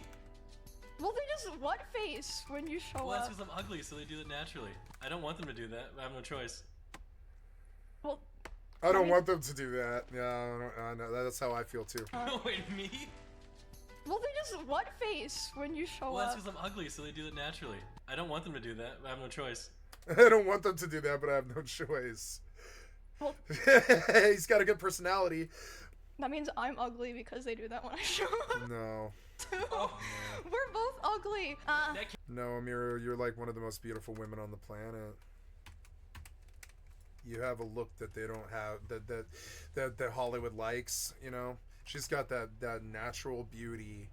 Can't be right. She's going blind. It's unfortunate, but she is going blind. Like she talked about it on the Steak and Eggs podcast. Like she's slowly going blind. And she's like worn eye patch and stuff on the podcast. She has ocular problems. Can't be right. I don't even think You can hear it in her voice. I've got it too. It's ex drug addict voice. Overstress with 14 hours of streaming every day. I've got it too. She was probably methamphetamine, if I had to guess. I think you're ugly, Nick. Yep, even the way she talks, and you're not. He's not ugly. He's more attractive than a bunch of Americans because he's not fat. Thanks. You're welcome. He's stocky, but he's not like fat, you know. So he's automatically more attractive than like 65% of American males because he's not like truly fat, you know. Most of us are truly fat now. It fucking sucks, but it is the case in America. American men are so fat, like 70% of us or something are over 300 pounds. You're great too. Thank you, man. Okay, so chat, this is the biggest He just hit on Amiru. contest we've ever had to date. There were over 700 entries. It was actually crazy, but we're not gonna be looking through them all today. We cut out a few that were like people that submitted multiple ones, but still everyone who submitted should see themselves at least once during the PowerPoint today. She's got asymmetrical eyes for one thing. Me and too. Allie were up till maybe she's had a stroke or a seizure. She's got some kind of medical issue that we don't know, but I can see it. You can see it. She's got a bit of asymmetrical eye thing going on with this part of her brain. I hate being House MD. I am not House MD. I did not get a doctor. I don't have a doctorate in infectious disease. I don't have that. I watched a television show, but I know what to look for with asymmetrical. It's an indication of some kind of brain cancer, maybe. And I really love Amiru, and I know that she's going blind, and it's sad. Literally 4:30 a.m. getting all this stuff set up. I made. That's why I don't spend a lot of time on her channel, because she does. It's not that she bums me out. It's like, look. She's in the prime of her life. She's doing the best that any female streamer can almost do. It's insane. She's got 1 million subs in really fast, and made the intro screen and all that stuff. It's I really like the "I Have a Bomb" shirt.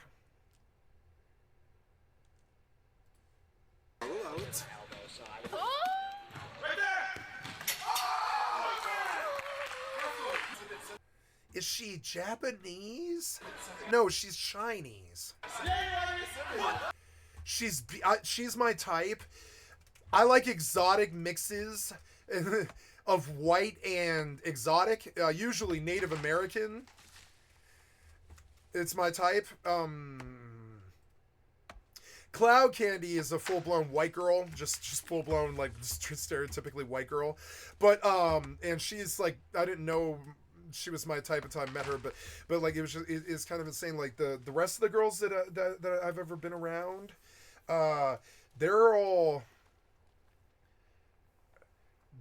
exotic mixes of Jewish. First one was Jewish. Second one was Scandinavian. Third one was, I'm trying to remember in order, was Hawaiian and white. I'm sorry, she was not white. She did not have any. She was not white at all. She was she was Hawaiian mix of yeah, she was Hawaiian, and I'm mangling the country, but I want to say Filipino, I think, but I hope I didn't mangle it. I don't really know. She was fucking beautiful. They were all 9s or 10s, and it like fucking crazy. And like, and then I dated 2 different girls from Alaska. Both of them druggies, both of them strippers, both of them half Native American, half white. And that's my actual type. But I have a taste for Asian women, and Asian women like me too. I had a Japanese girl chase me one time, actually, and she was so fly. Like, I had a Japanese girl come, and when I was sick with the flu, and she came and got the flu. She was like, well, this relationship is starting now. And I was like, what? And she was like, this relationship is starting now. I'm coming over to your house. And I was like, I have the flu. I'm very, very sick. And she's like, I'm coming. And she did. And she came, and beautiful Japanese girl. And she like just stayed in my room for 3 days and nursed me back to health. I don't know why. I don't know. I guess I don't think I'm all Asian girls types, but I have a weakness for Asian girls. And this is one of the most beautiful Asian girls on the planet. She's a beautiful mix of white and Asian. I don't know what country, but. Come on, Amy! Yep, she's got that grace. Yup. Amy wins! Get up, baby, get up, you're okay. Amy's actually in good shape. Everybody else is like fat streamer. Like they all eat steak like for every meal now and stuff, so they're all like fat streamers and stuff. But she's like, you know, she's like Cloud Candy. She's maybe 118 pounds soaking wet. You know, like she'll never be more than 118 pounds soaking wet or something like that. Their body types just don't really support it. Maybe they get fat, but I mean, I'm talking about like their bodies just don't get big. Emmy, you are killing it. There's a Go, lot of Emmy. protein and nutrition in there. My God, she's got nice legs. I need to stop fucking like drooling over Amiru. It is just weird and foul. I'm gonna stop doing it. And the creator gets credit for sending that customer. This is attribution, as we call it in the biz. And if you end up buying that thing, the creator might get a percentage, a commission, a flat fee, or if enough people sign up, they might get another sponsorship in the future. And in all of those cases, everything depends on knowing how many people signed up because of that creator. And when you click on that link or use the creator's promo code, the brand knows where you came from and who sent you. At least, that's the way that it's supposed to work. Honey allegedly built their business on breaking that chain. As Megalag and others have explained, and as we aver, Honey interjects itself at the last possible moment and erases evidence of the real person who was responsible and takes credit. It looks like Honey opens up a new tab or refreshes the checkout page and replaces the creator's information with Honey's information, and most importantly, Honey's attribution codes. The creator gets nothing. We believe that Honey pockets that money that would have otherwise gone to the creator. Imagine if you're listening to a podcast. You actually can't really click on a link, so the only way that they can get attribution is by a listener using their promo code. But we believe that even if you use the creator's code, if you also used Honey at the same time, Honey likely replaced that promo code with their own.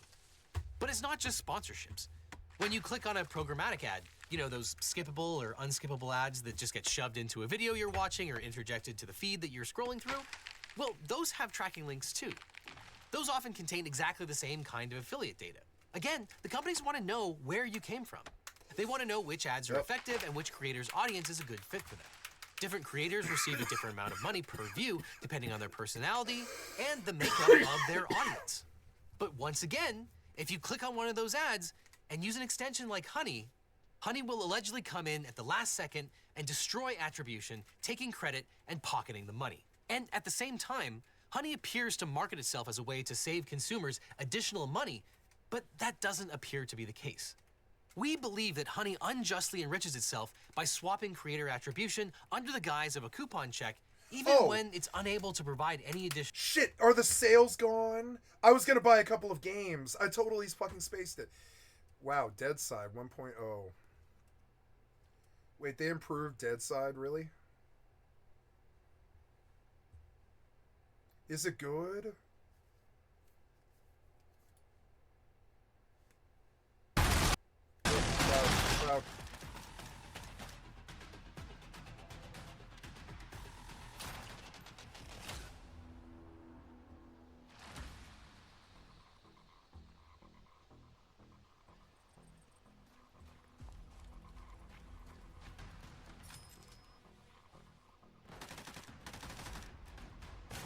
Oh! Shit, it looks good, kind of. $25? You're charging $25 for this game? I thought this game was free. I mean, I bought Duckside. I mean, I think that game looks better than this. I don't know. These graphics aren't that good. I don't know. Oh, that combat doesn't look so good. It looks janky. I don't know. I already got a Rust addiction. I don't think so.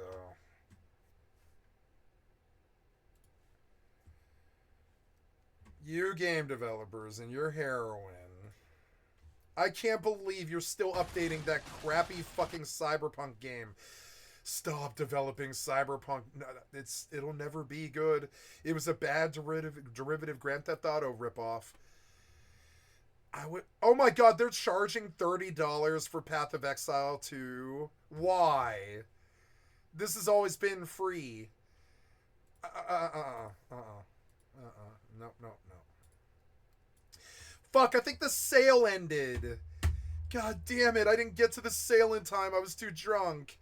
No. I didn't get to the sale in time. I don't remember what it was I was gonna buy. But yeah, like... I didn't get to the sale in time. Damn it. Now it's going to be like 5 months before something else happens. What was the game I wanted to buy? I don't remember. I am not buying this game. No. Nope.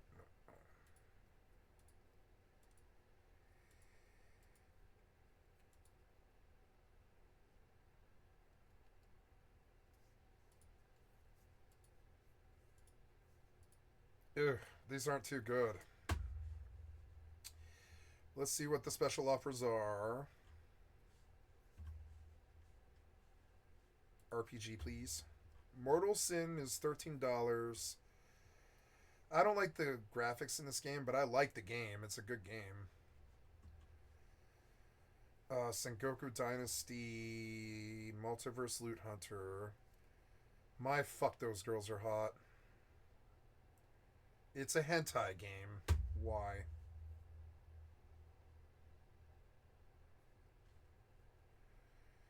Tainted Grail, The Fall of Avalon.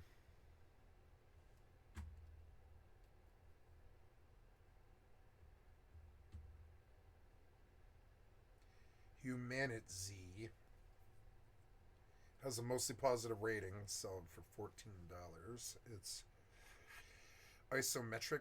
Here's a turn-based RPG. It's isometric.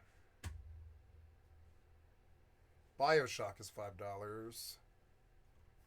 I own that already. A Pixark. Tainted Grail Conquest. Wait, I heard this was pretty good, I think, actually.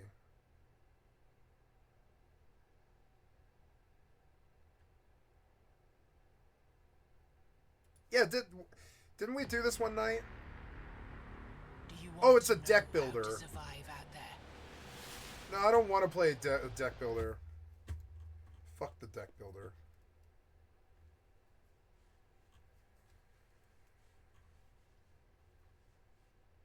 Xenonauts 2. BioShock.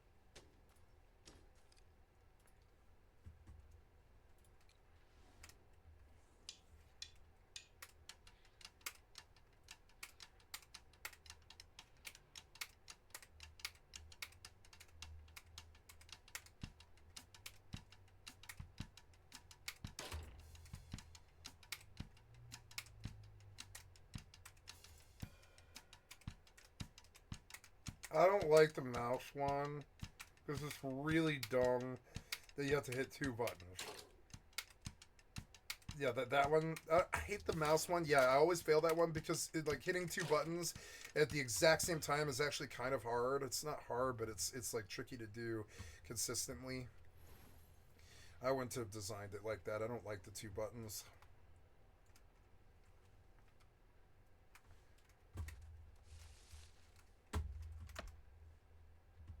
Oh, I need... Okay, I'm half full of wood, which is good. I have lots of stuff here.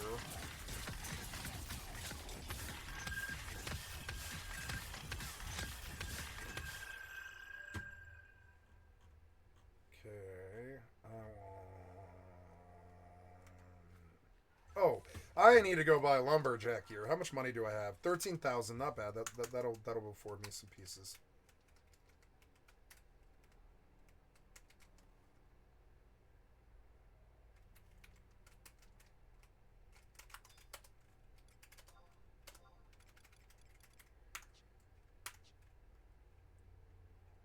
Okay.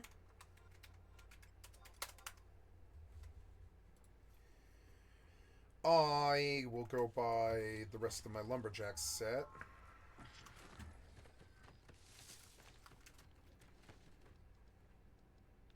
I have a turn-in in... Oh! I probably need to do my glittering key.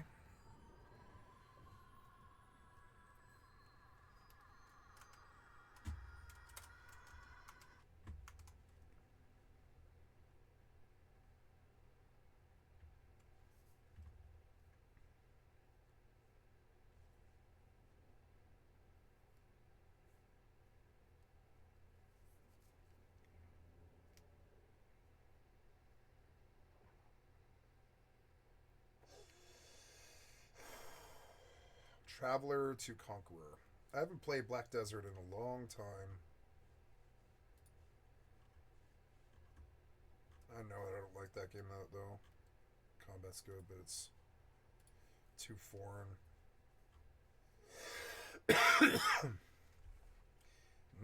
I didn't get what I wanted on the store on the first, like I should have, and now I don't even remember what it was. I should have put it in my thing. Forsaken Realms, Varen's Call.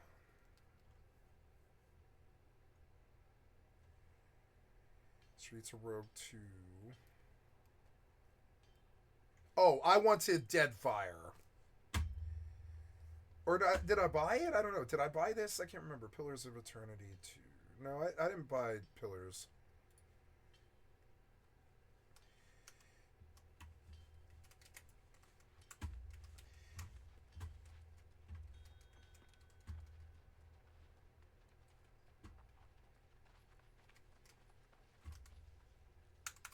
Value to the consumer or when there are no coupons. I believe that Honey lied to consumers about what it offered. And I believe that Honey lied to creators about what it was doing. And perhaps the worst part about all of this is that Honey, now owned by PayPal, allegedly made creators the unwitting accomplices in stealing from their own pocketbooks. Think about how insidious this all was. Honey spent tens of millions of dollars, maybe even hundreds of millions of dollars, sponsoring some of the most beloved and successful creators on the planet. Honey allegedly seeded those audiences with their extension. And that extension probably stayed on their audience's browsers like a sleeping leech, waiting for the viewer to conduct a transaction. And thus, forever after, the creator's future sponsorships and future affiliate relationships and advertisements were devalued now that the creator's audience was infected. The exact people who would be most likely to listen to the recommendations of that creator, which, by the way, is the reason that it's so important for creators to vet their sponsors and make sure that they believe in the products, were now likely to be sniped. Whenever those viewers or listeners clicked on the creator's link or used the creator's promo code, Honey would allegedly swoop in and steal the attribution. We believe that PayPal's Honey is a drag on the entire creator economy. If you're a creator and you've ever used an affiliate link, run a sponsorship, or allowed ads, we believe it's possible that Honey has interjected itself and parasitically taken away your attribution. Wow. Even if you've never even heard of Honey until now. Advertisers spent $30 billion on advertising on YouTube AdSense alone in 2023. Presumably, those companies made a lot more revenue than they spent on advertising. But how many billions of that went to Honey? I'm honestly surprised that extensions like Honey, Karma, Capital One Shopping, and Pi are even allowed on the Apple App Store or the Google Extension Marketplace. So I say, enough is enough. It's time to put my money where my mouth is. So I, along with some other great attorneys, filed suit on behalf of all creators and businesses who have been harmed by Honey PayPal. Because there are so many people, we filed a class action lawsuit seeking damages in the form of the money that we believe Honey prevented from reaching creators so we can give it back to creators. And equally important, we're suing for an injunction to stop Honey's practices in the future. If you're a creator or a business who thinks that they have been harmed by Honey, please reach out to my law firm by either going to honeylawsuit.com or by reaching out via email at honeycase@eagleteam.com. I was not harmed by Honey. I'm not that stupid. We want to hear from you. This isn't only about people who ran a Honey sponsorship, but rather anyone who might have had their attribution taken by Honey. We believe that things like running a promo code, affiliate link, or tracking tag is enough to be caught in their web. And finally, Honey PayPal. I will see you in court. Oh, yeah! Hi, so I was hoping that the first thing I'd be saying to you this year would be Happy New Year, but it has been anything but that. And as many of you know, the first scheduled show of the year, it wasn't even supposed to be happening until Monday. It's really cold today. This is like the worst day of the year. I'm gonna shut my thing and run my heater. Get a blanket maybe. Yeah, I can wear a blanket. Why not? Yeah, blanky. No, I'm gonna wear this thing. I love this thing. Yeah, this thing's sweet. Yeah, I want these blankets over where I can get to them. Yeah, blankets. Blankets. Oh, my back is doing so much better.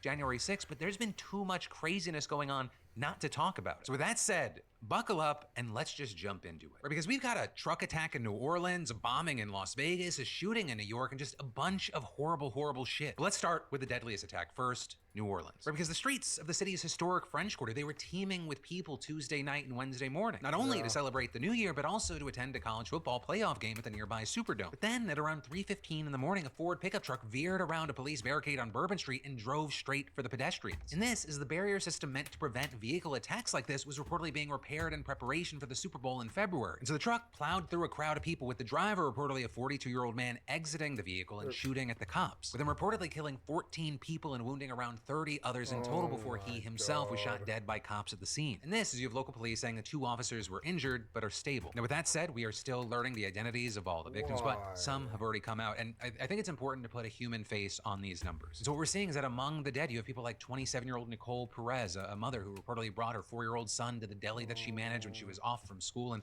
taught him math and the alphabet in the storage room, as well as 28-year-old. My people are sick. I mean, I don't even know if this is my people. I think of humanity as my people. My people are sick. You can see it. They're fucking mentally sick, and they're doing stuff like school shootings and shit. My people are fucking mentally sick.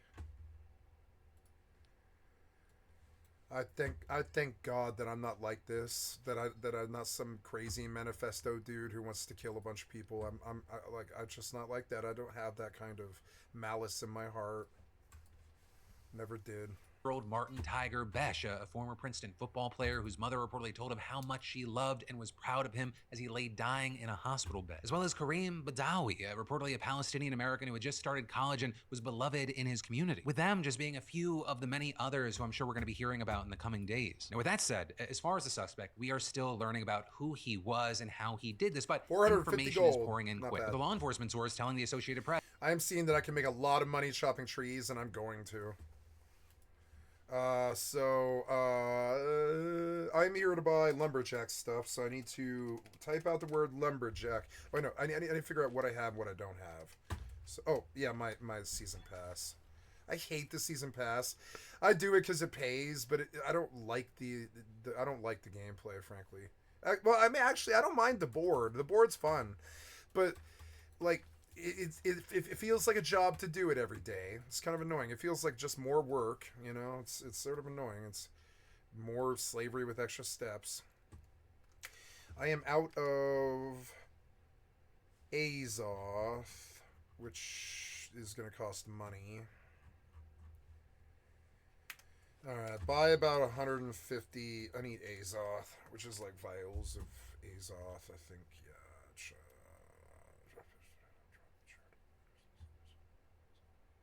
isn't that it? No, that's not it. Nope. Azoth. I hate this system. Isn't it vial of suspended Azoth? Yeah, there we go. Oh my god, these are expensive. How much for buy order? 4 gold. I mean, but I want to move weight, so I'm just going to do it. Fuck it.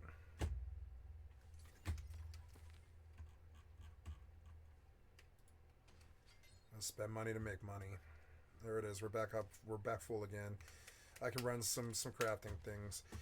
I need to figure out what I have and what I don't have. You need to go back to the tab for a second. I need to think about what I buy as it's expensive. So I have a hat and I have gloves. I need chest, pants, and boots. Chest, pants, and boots. Lumberjack. I have to cut and paste that word. There we go. We're looking for chest next. Lumberjack shirt. Ooh. Cheap. I mean, does it matter? I don't think it does. But I might buy that. We'll see. I think I should just buy that because that's so cheap. That's so cheap anyways. Is it gone? It's gone, I think. It immediately sold. No, it wasn't gone. It was, Yeah, buy that. That's so cheap. Sold. Mine. I will just flip this right now for 500. Like, you know, and I know it'll sell too. I know it will. Yeah. Right, the fuck back on. Nope, probably get 1,000 for it, honestly, or whatever. Like, yeah, like I don't know. Yeah, like what, 500? Yeah, like 500. Probably like 500. Yeah. So, yep, that was worth a lot more than whatever you're selling it for, and I'll wait the 2 weeks. Sooner or later, it'll sell. Sooner or later, that will sell. I don't care. So,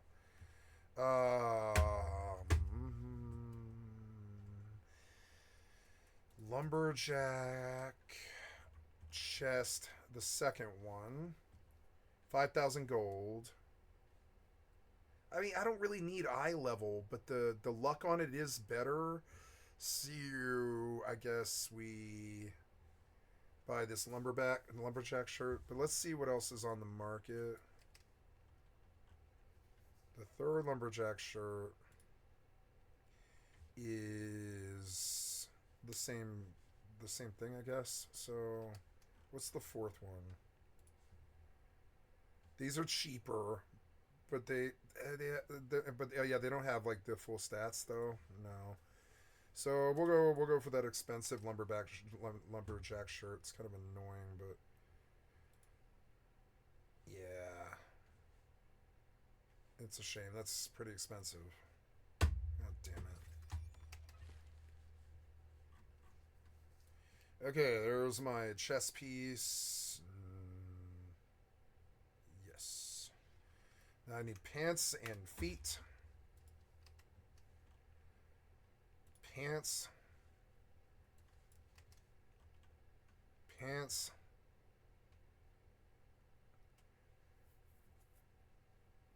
Yeah, I mean, I'll just full blown take it. Yeah, I'll just take that because I mean, I know that I want it.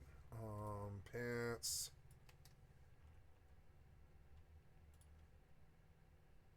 And there we see the real pair of pants that I need to buy. It's way too expensive, so I'm glad I got a placeholder. Then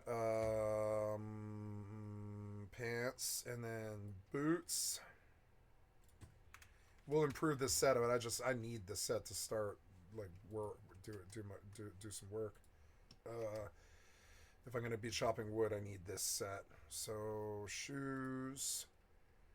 100. I really feel that I mean, that's just really fucking cheap. I'm going to definitely flip it.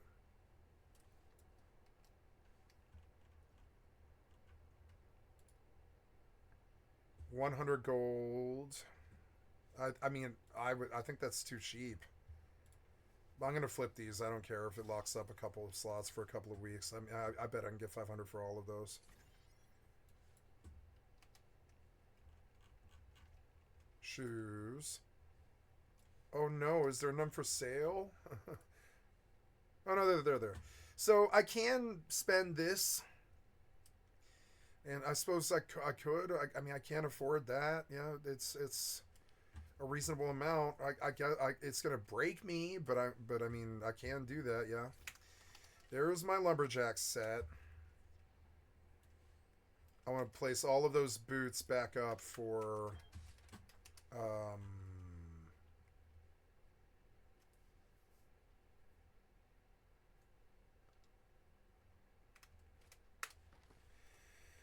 I don't know if they make... I want to look for a particular perk. Logging. Yeah, like logging luck. Adored logging luck, efficiency, logging speed. Apply. Yeah. So I can get that on an axe, but that's it. That's all. Yeah. So what about an apparel? Anything? No. Logging efficiency was a no-go. We'll look for other logging stuff, like logging luck.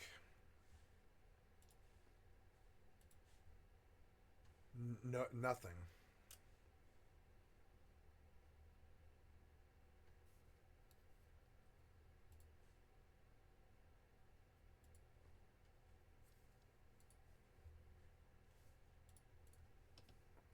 Logging yield. There's 2 logging yields. Or whatever. Yeah, apply. Nothing. Oh, no, here we go. We got it. Logging yield. Okay. Yeah. Okay. Well, so you can't get logging stuff on rings, so I guess I just copy my current jewelry. One of these rings is 725. Yeah. Oh, yeah, I should go do my stuff. Wait, was that all? No, that's not all. I need that. And that. And that. In this set, we have the life staff and the fire staff, which we don't really want. We want the void gauntlet. There we go. Life staff, ice gauntlet.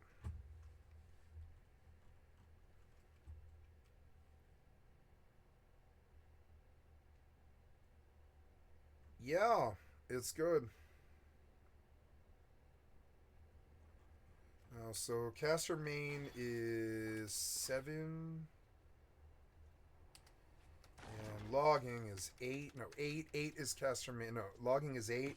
7. Okay, so logging. Yeah, cool. I have a logging set now. Alright, so now I have to go get a glittering key. Which is at the vat, which is over here.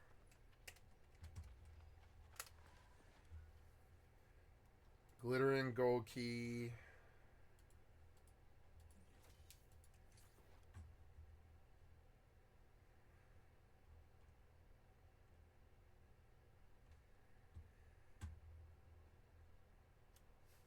Oh, look. I have 1,200 Mystic Doubloons. I can get another chance at a piece. I have 725 ring, but I think I'm supposed to...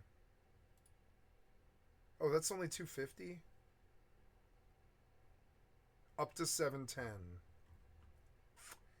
Did I buy the key? Yeah, I did. Oh, I guess I'll go turn in the key, because that's even more doubloons.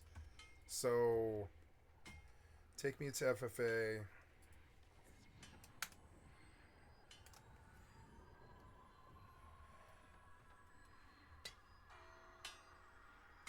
I have Once Human sitting here, as well as Genshin Impact and stuff. Yeah, I could play Once Human the same time as New World, because it's not on EAC. Not their initial client, not the one that you download from their website. So I'm like, Once Human is a good game. That's a fun game. I like that game. The character is really good. The character's butt cheeks are really fucking good for my stream. that Once Human character is so slutty. It's like the sluttiest character I've ever had. huge fucking boobs and really nice, like really naked butt cheeks and stuff. So they definitely went for sex appeal in Once Human for some reason. Oops, wait. I need to find the box. Yeah. And I will chop these trees. Ooh. Get off me, thingy. Die, nerd.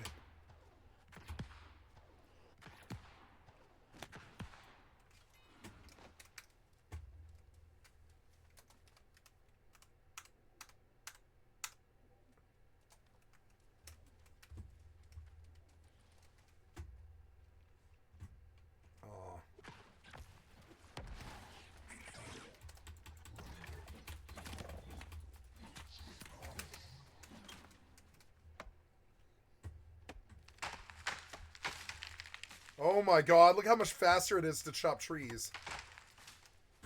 With this, with the good items. The free-for-all queue takes too long. Hurry up, you.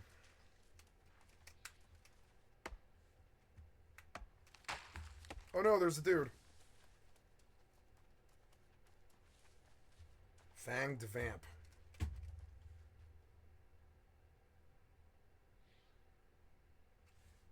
You didn't give me a tree?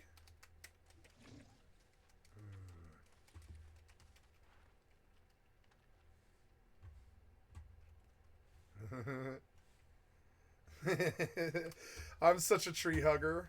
See? Do you see me hug trees? I'm such a tree hugger. Look. I'm a tree hugger.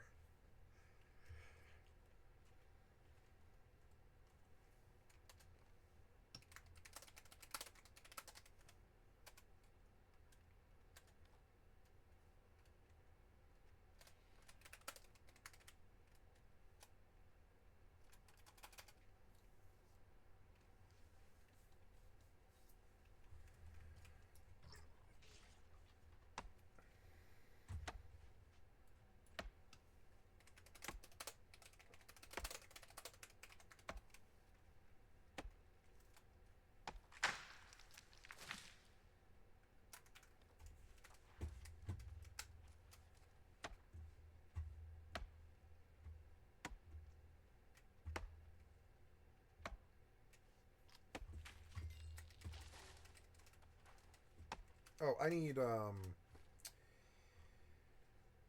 yeah, I was gonna post those things. I forgot about that. My buff. There we are.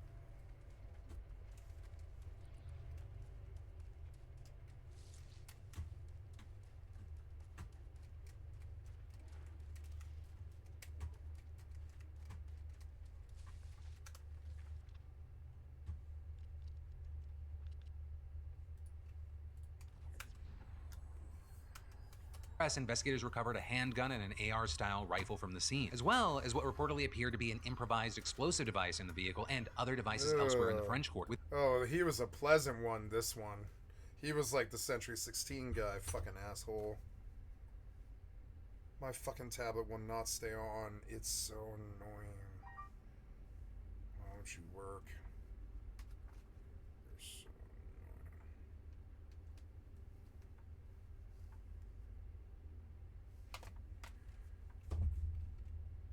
With these, including 2 pipe bombs that were reportedly concealed within coolers and wired for detonation. And this, according to a Louise... I hate these puckered assholes that fucking do this shit.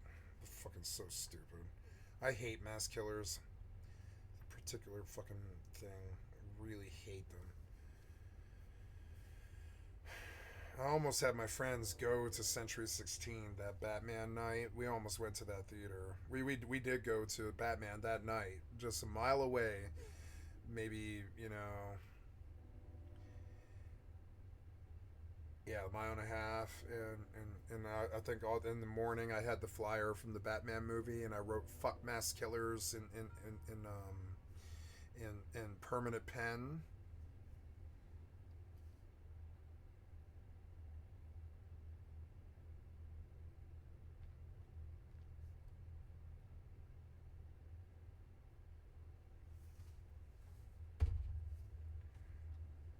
Louisiana State Police intelligence bulletin with information acquired immediately after the attack. With that also at the time citing surveillance footage. I have a beer. I want my beer. I'm going to go get it. I have a beer. I forgot. I think I do. I think I got a beer. Yeah, I got a beer. I have a beer. I have a beer. I am so happy that I have a beer. I have a beer. Voodoo Ranger.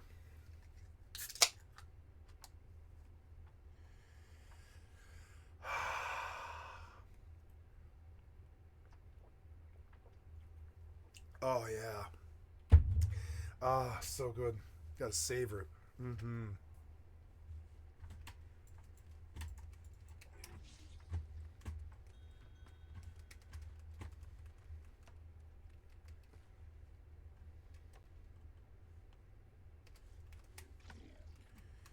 Gotta go to the vat.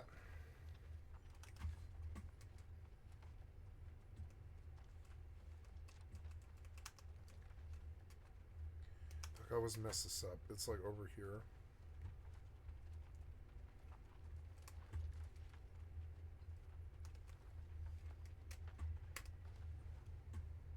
It said showed 3 men and a woman placing one of the devices, which may suggest that the suspect didn't work alone. And in fact, the FBI assistant special agent in charge initially told reporters that the agency did not believe that the attacker was solely responsible. Though a massive thing is that later the FBI announced that it actually does believe that the attacker worked alone, reversing its earlier position. Now with all this, right, what we do know is mostly what we've heard about the driver himself from law enforcement and from President Biden at a news conference yesterday. The FBI has reported to me the killer was an American citizen, born in Texas. He served in the United States Army on active duty for many years. He also served in the Army Reserve until a few years ago. The FBI also reported to me that mere hours before the attack, he posted videos on social media indicating that he was inspired by ISIS, expressing a desire to kill. With Biden... That bullshit lie from 23 years ago? What the fuck are you talking about, you fucking tool? What are you talking about? There is no ISIS. What are you talking about? I mean, sure. I'm sure he dropped something about being, you know, Muslim. But I don't think ISIS exists. I mean, I don't know. I think of it as a lie. I think of that as a lie. It's weird to hear it 23 years since the last time that we heard of them, you know? Why are we talking about these dudes from 23 years ago? They are then adding that the man reportedly had an Islamic State flag flying on the truck's trailer hitch. Also, as far as... So that makes him... So he's ISIS because he has an Islamic flag? He's fucking ISIS? That weird lie that you told to back the Patriot Act? I don't know, man. His military background, it's been reported that he joined back in 2007, worked in human resources and information technology. Wow, he's ex-military, huh?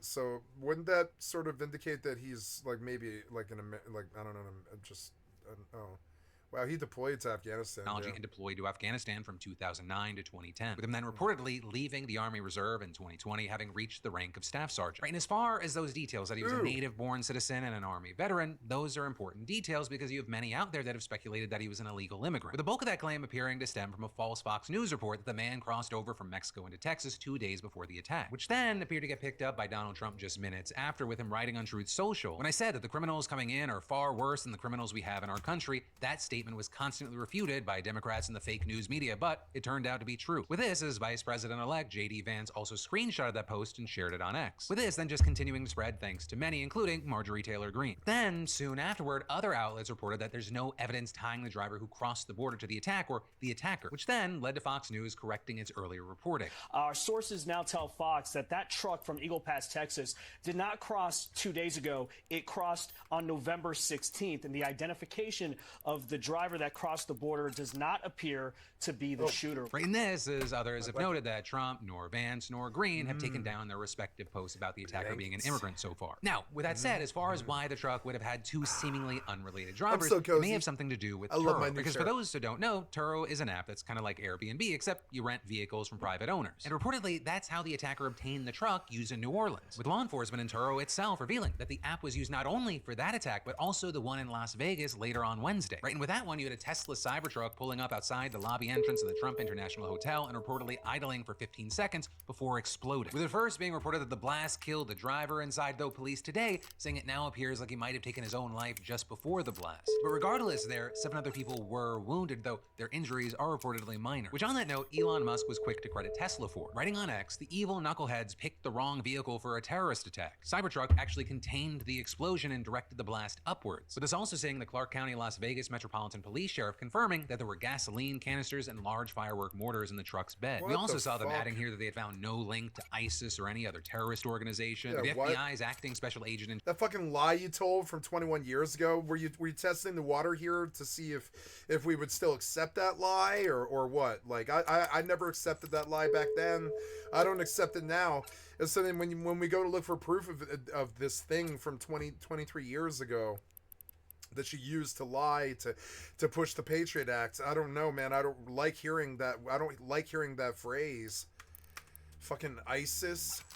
That lie you told 20 years ago? In charge of the investigation telling reporters, we believe this is an isolated incident. Though at the same time, if you look around at reports, you have some outlets suggesting that the attacks in New Orleans and Las Vegas, they actually have some weird connections or at least coincidences. Right, and that not only because they both used Turo, but also because you have multiple outlets reporting that the Vegas driver was an active duty Army service member. And reportedly both of them spent time at Fort Bragg, now Fort Liberty in North Carolina, though an official told PBS that there was no evidence so far of any overlap in their assignments there. And so for right now, we're gonna have to wait to see what more information comes out, and I will stress, this is still a developing situation. Right, there are ongoing investigations, there's a lot of speculation, there's a lot of stuff happening. And as information is still coming in, and with the little that we actually know, we've also seen some of the right criticizing the media for supposedly emphasizing certain details over others. Right, things like highlighting that the Vegas attack was done with a Cybertruck in their headlines, but leaving out that the New Orleans one was done in a Ford. With us even seeing Elon Musk replying to a suggestion that he sue media outlets for sabotaging Tesla's brand by writing, maybe it is time to do so. Though there, we've also seen some pushing back to that, with, for example, one user replying,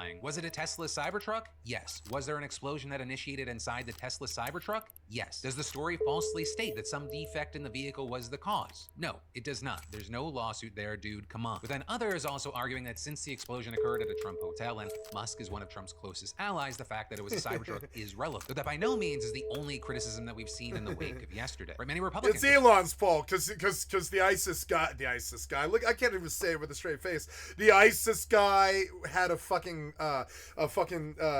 like a Tesla truck, so it's Elon's fault that he did this. They've also accused Democrats in the media. I love the connections that they try to make, and we're just like, no, you're stupid. We're like, nah, you're stupid. I blew 300 doubloons, and I don't know if I should have done that.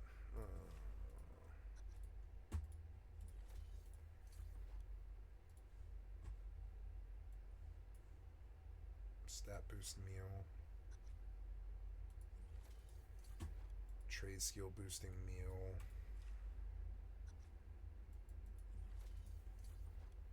Hearty meal exchange. So 1,300 doubloons. I think I've got to buy a 1,250 here. Antiques and oddities. What is wriggling algae? I can sell it, so I guess I will. Kitchen rag. Paper bicorn hat.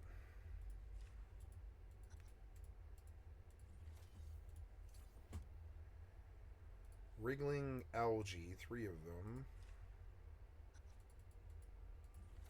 Gross.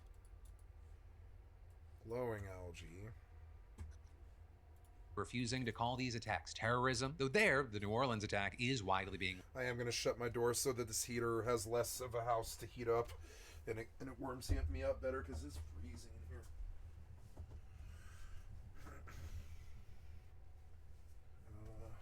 Yeah. I'm going to shut this.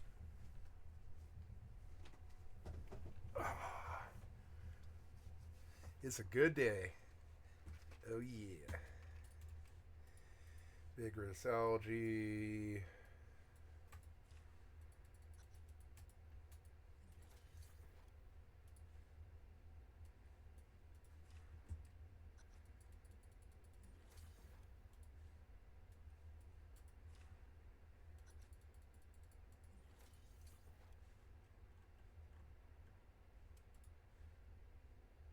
Gold cursed rare creep.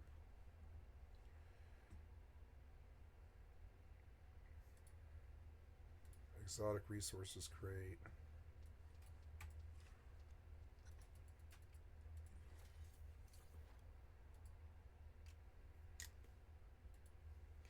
I guess I could shoot for better trinkets, yeah.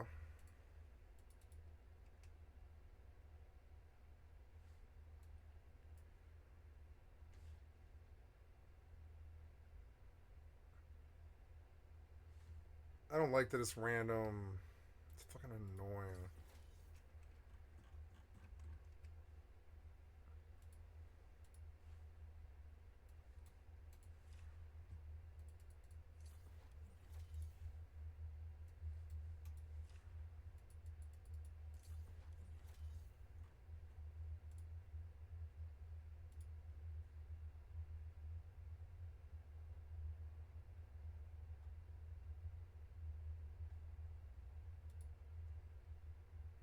I'm supposed to do this too.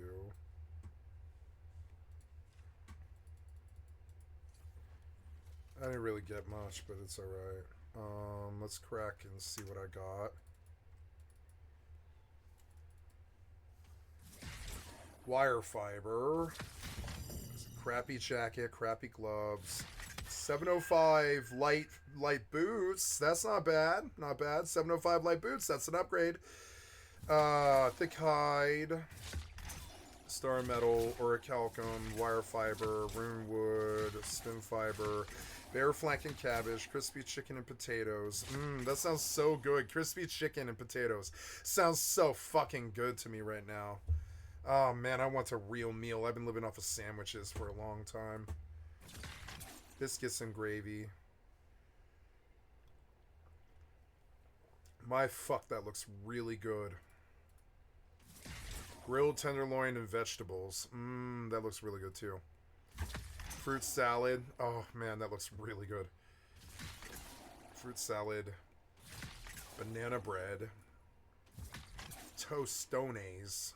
I don't even know what that is. Tostones. Winter token.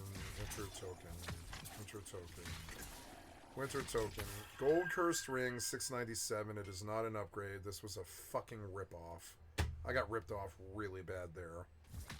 689 worthless ass amulet. I got fucking ripped off so bad. Fucking ripped off really bad. Well, crack this worthless shit, you know. The boots were an upgrade, which is good, I think. Yeah, these are an upgrade. Well, I'm wearing the wrong set, so I gotta switch. But yeah, the boots were an upgrade, which is good. I'll have to put a diamond in them. Nice. Yeah, my eye level went up to 709. Not bad. So, let's go get a diamond, which I think means going to Everfall. Yeah, I think I've got diamonds in Everfall, like 50 of them or something. I'm gonna go back and look.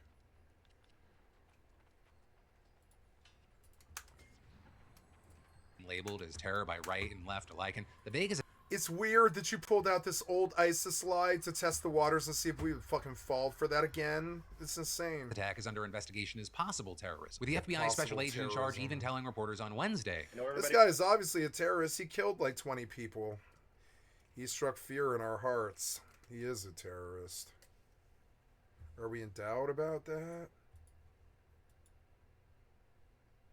Chef's secret techniques. Schematic for a Hope storage chest. How much for... Oh no, I'm broke, huh? Yeah, I'm full-blown broke.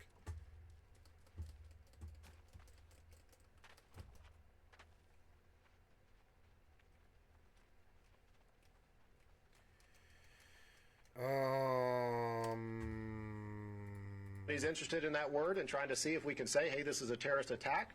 That is our goal, and that's what we're trying to do. And also with that, you have a lot of people comparing Biden and Trump's responses. Because Biden put out this kind of relatively measured response, urging people not to jump to conclusions until the facts are out, but then Trump jumped on social media to skewer his political opponents, writing, among other things, the DOJ, FBI, and Democrat state and local prosecutors have not done their job. And adding they are incompetent and corrupt, having spent all of their waking hours unlawfully attacking their political opponent, me, rather than focusing on protecting Americans from the outside and inside violent scum that has infiltrated all aspects of our government and our nation itself. But then with all that said, lastly here, we got to talk about the third violent attack on New Year's that's gotten the least attention, and that is the shooting in New York, where notably, for a split second, it looked like there was another possible terror-related attack in Queens after 10 people got shot. Though there, police then quickly came out and made it clear that they do not think that this was a terror attack, instead calling it another senseless shooting by 3 to 4 gunmen. With the silver lining here being that the NYPD has stated that all 10 are expected to recover with non-life-threatening injuries. And as far as the details, you had investigators saying that the shooting happened just after 11 p.m. on New Year's Day at a club. And this is ABC7 reported that the 90 people there were celebrating the birthday and life of a local teen who was murdered in 2024. With the gunmen here who police say are in their late teens to early 20s and walking up to the club and firing at least 30 shots on a group waiting outside. And so far, no arrests have been made, though police are looking into a sedan with out-of-state license plates that was used as the getaway vehicle. But then, in completely unrelated news, Justin Baldoni is now suing the New York Times for libel, claiming that it's reporting on allegations from the set of It Ends With Us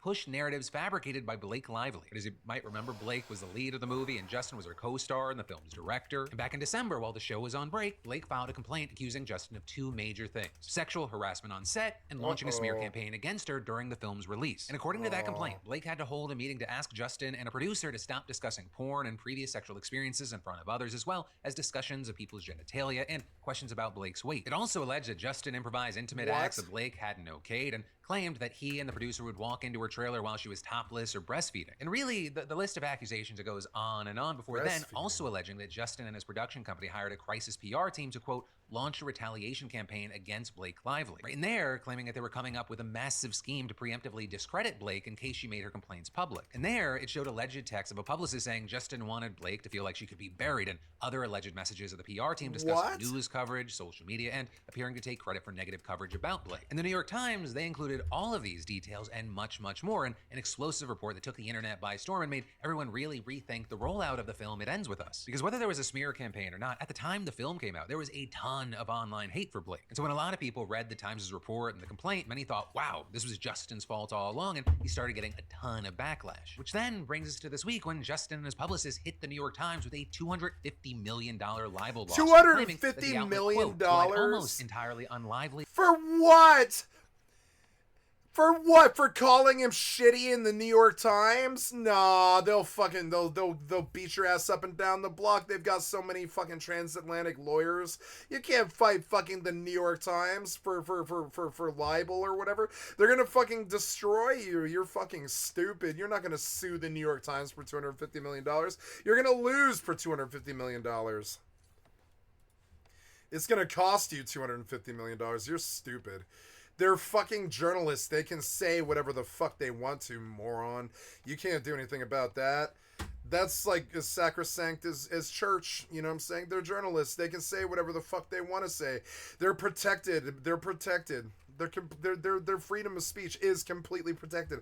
You're not going to win this. Please unverified and self-serving narrative, lifting it nearly verbatim while disregarding an abundance of evidence that contradicted her claims and exposed her true motives, and arguing that they didn't give Justin and his team enough time to respond and even publish the article ahead of schedule, shortening an already brief window. They also went on to allege that the Times intentionally omitted text messages that gave more context and disputed Blake's narrative, adding there, if the Times truly reviewed the thousands of private communications it claimed to have obtained, its reporters would have seen incontrovertible evidence that it was Lively, not plaintiffs, who engaged in a calculated smear campaign, with them then further alleging that Blake also took control of the film away from Justin in her efforts to harm his reputation. But the Times here is saying they are planning to defend itself against the allegations, and adding in a statement that, quote, the role of an independent news organization is to follow the facts where they lead, and adding, our story was meticulously and responsibly reported. It was based on a review of thousands of pages of original documents, including the text messages and emails that we quote accurately and at length in the article, with them then also noting that they published the full statement that Justin's team gave in response. Now, with all that said, for her part, Blake's team has said that the lawsuit here doesn't change any of the allegations, and in fact, on Tuesday, she followed up her legal complaint against Baldoni with a lawsuit. And so far with all this, the response to this is a little bit all over the place, especially depending on where the coverage was focused, right? You have some going back to Justin's side, thinking that he is the one that's owed an apology because people were so quick to believe Blake's allegations, with a number of people here noting things like some articles have included additional alleged text messages, including ones where it appeared that the publicists are only kidding about publishing negative stories about Blake, or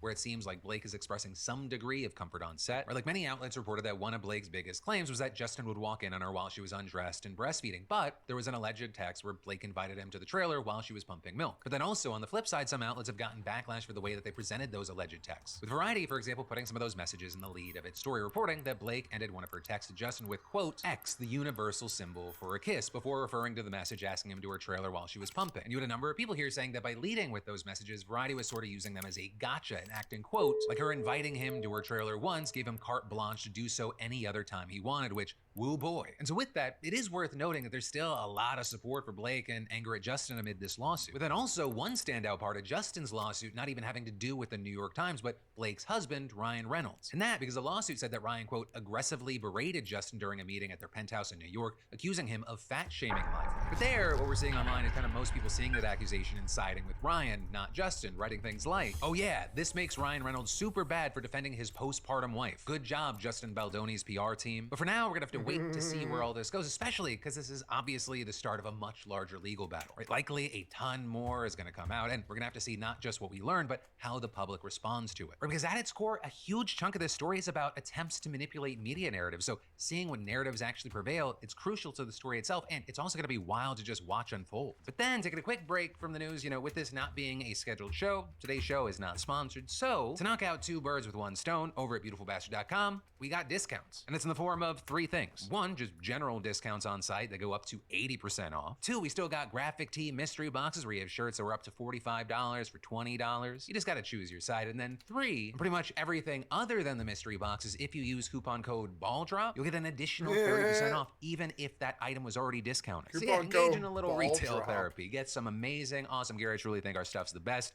Also at an amazing discount, and it helps support the show. But shifting gears from there, we've got tragic news not just in the United States, but also in South Korea, where on Sunday, a Jeju Airlines flight going to the southwestern city of Muon crash landed and killed 179 of the 181 people on board. And since then, South Korean authorities have been working around the clock to find answers and identify victims. With that, by among other things, raiding Jeju Air's offices in Seoul this morning for documents while simultaneously raiding the regional offices of Muon Airport. And in fact, we're seeing that the CEO of Jeju Air has been banned from leaving the country as investigations continue. Also, at the same time, there's been a massive recovery and identification effort at the crash site itself. Many family members camping out in tents at the airport as bodies were being identified. We're also seeing with this celebrity chefs starting up kitchens to feed those families, and rescue workers who've been clearing and digging into the wreckage, which notably is no easy task considering how the airplane ended. Because Flight 2216 was nearly completely destroyed after attempting this landing, which ended in the plane slamming into a concrete safety wall at the end of the runway and exploding. And from the photos, it seems like the only part that wasn't completely destroyed was the very back of the plane, which is also why it's not surprising that the only two people who survived were flight attendants in the back. And not only did they survive, but they both reportedly have non-life-threatening injuries, though officials also say they don't really remember the crash. Now, obviously, you have a lot of people demanding answers here, but they are especially doing so after a second Jeju Airlines flight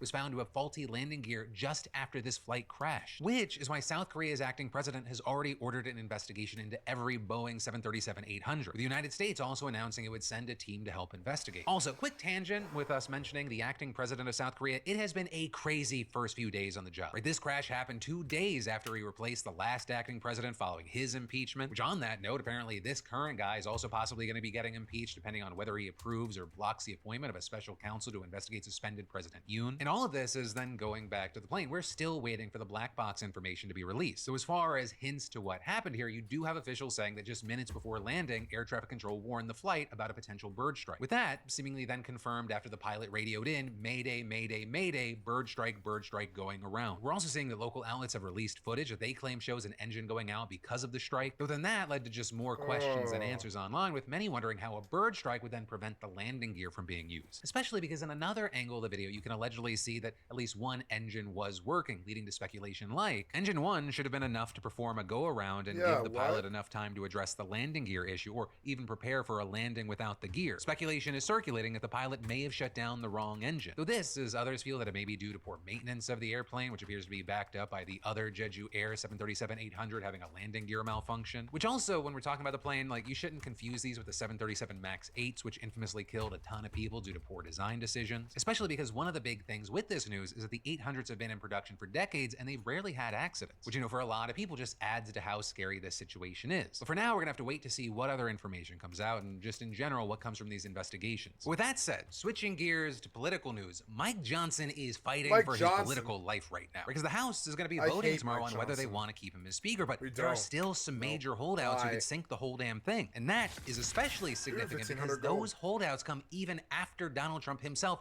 threw his support behind Johnson, posting on Truth Social earlier this week. Speaker Mike Johnson is a good, hard-working, religious man. He will do the right thing. He will continue to win. Mike has my complete and total endorsement. Make America great again. And not long after that, we saw his new bestie, Elon Musk, whose word has become increasingly influential in Congress, also voicing his support for Johnson. With Johnson posting a tweet sharing Trump's statement and Musk responding by saying, "I feel the same way. You have my full support." But despite all that, it's been reported that nearly a dozen Republicans have refused to commit to backing Johnson as speaker, with this notably including members of the right-wing House Freedom Caucus who say they want Johnson to provide a clear plan for how he is going to unite the narrow majority in the House to pass Trump's policy agenda while also reducing spending. And many also reportedly pissed at Johnson for teaming up with Democrats to pass major spending measures, including aid to Ukraine and a short-term spending bill to fund the government and prevent a shutdown. Also, amid all the grumbling, at least one right-wing politician has explicitly said he will vote against Johnson's speakership, with that being Representative Thomas Massie, who made a lengthy post on X expressing his views one day after Trump's endorsement of Johnson, writing, "Even if Mike's entire goal is to do everything Trump wants without debate or question, which I would argue is not healthy for the institution of Congress,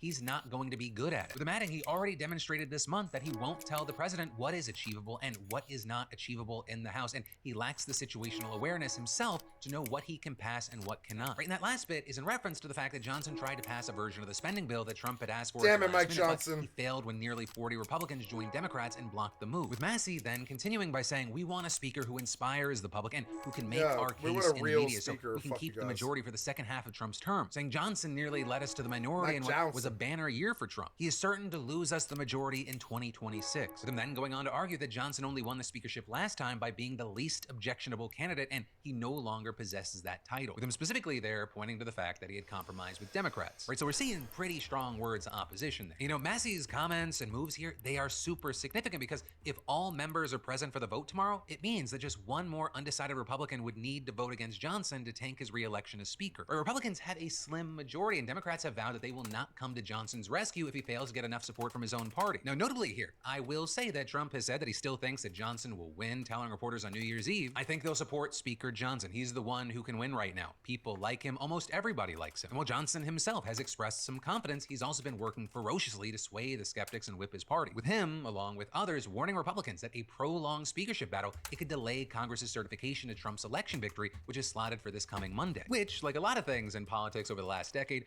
would kind of be unprecedented. Right? Congress has never tried to certify a presidential election without a House Speaker, and it's actually unclear what would happen if no one's seated come January 6th. So there's just a ton at stake for the here and the now, but also for the future, and for now, we're gonna have to wait to see how all this plays out tomorrow. But that is where I'm going to leave things for now, though I will say this. One, let me know your thoughts, opinions, and reactions to any of the stories we covered today that stood out to you in those comments down below. You know, this is a news show, but I also want it to be a conversation, and some of those comments may show up in the next Monday video, which that brings us to 2. The Philip DeFranco Show is returning on Monday, January 6th, and is back on schedule, so you'll be getting a show on Monday, Tuesday, Wednesday, Thursday, like usual. But yeah, then I guess finally 3, I love yo faces, stay safe out there, and I'll see you next time.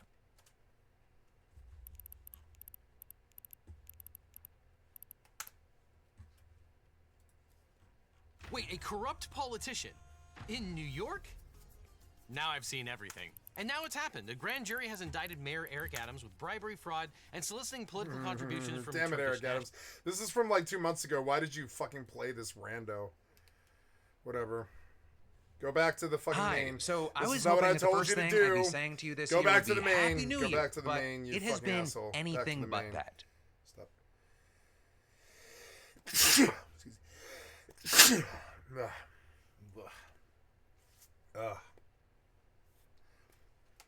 BRB, I'm gonna wash my hands.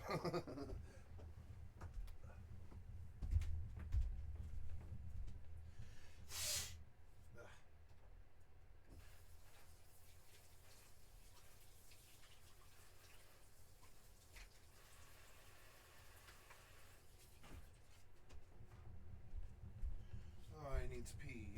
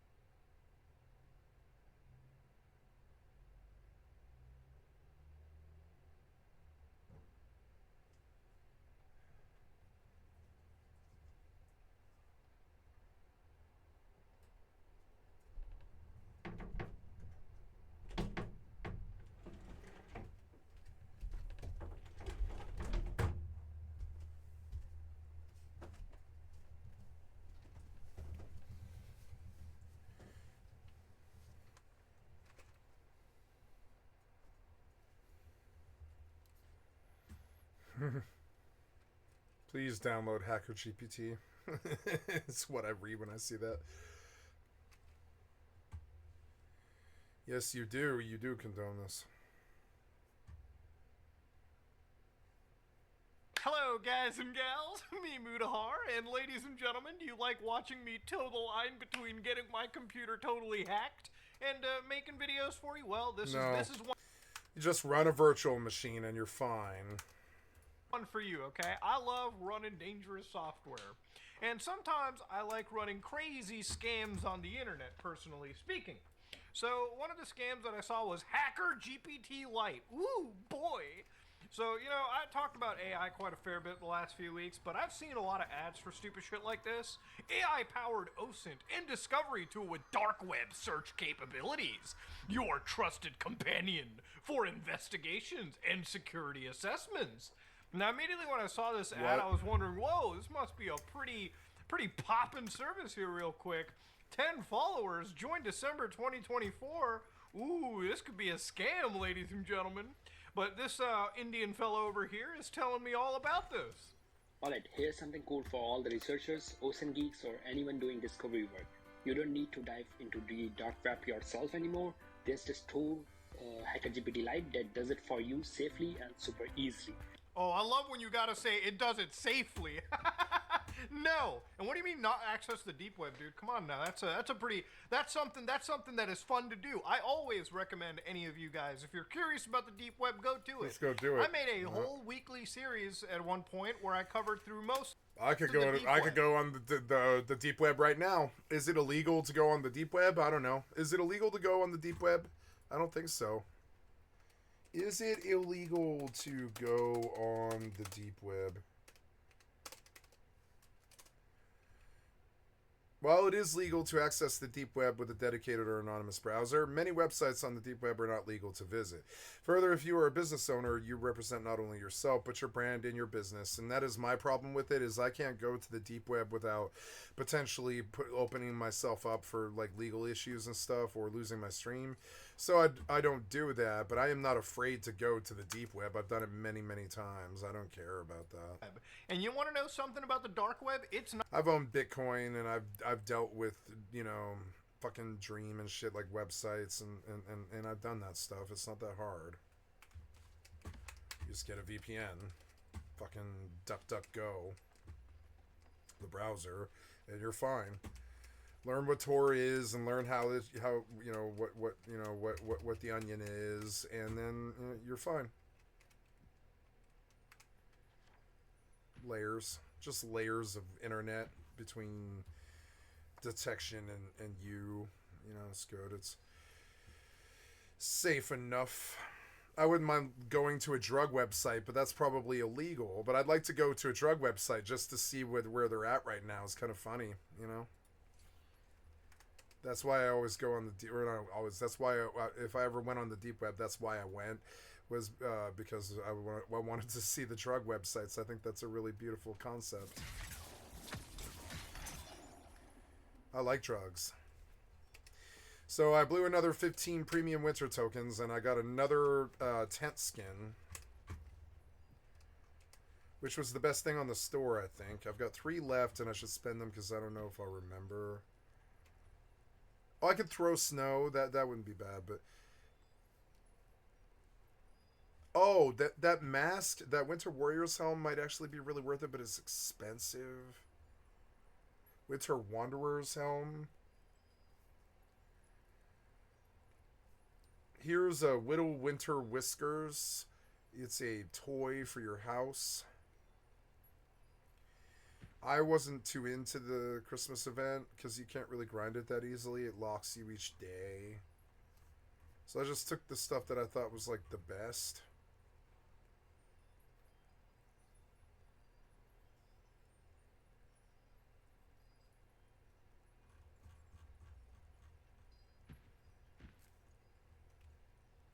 I got the Intricate Igloo, the Winter Gem, yep, and I got those things, and that's the best thing on the store.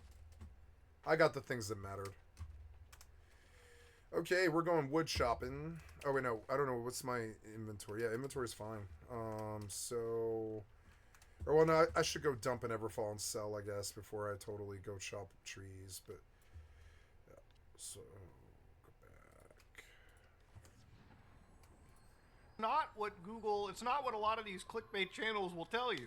It literally is, for the most part, just fucking like absolutely goofy shit. Okay, yeah, there's some edgier stuff, there's some evil stuff out there, but generally speaking, it's just a part of the internet that's not cataloged by actual, you know, web indexes, search spiders.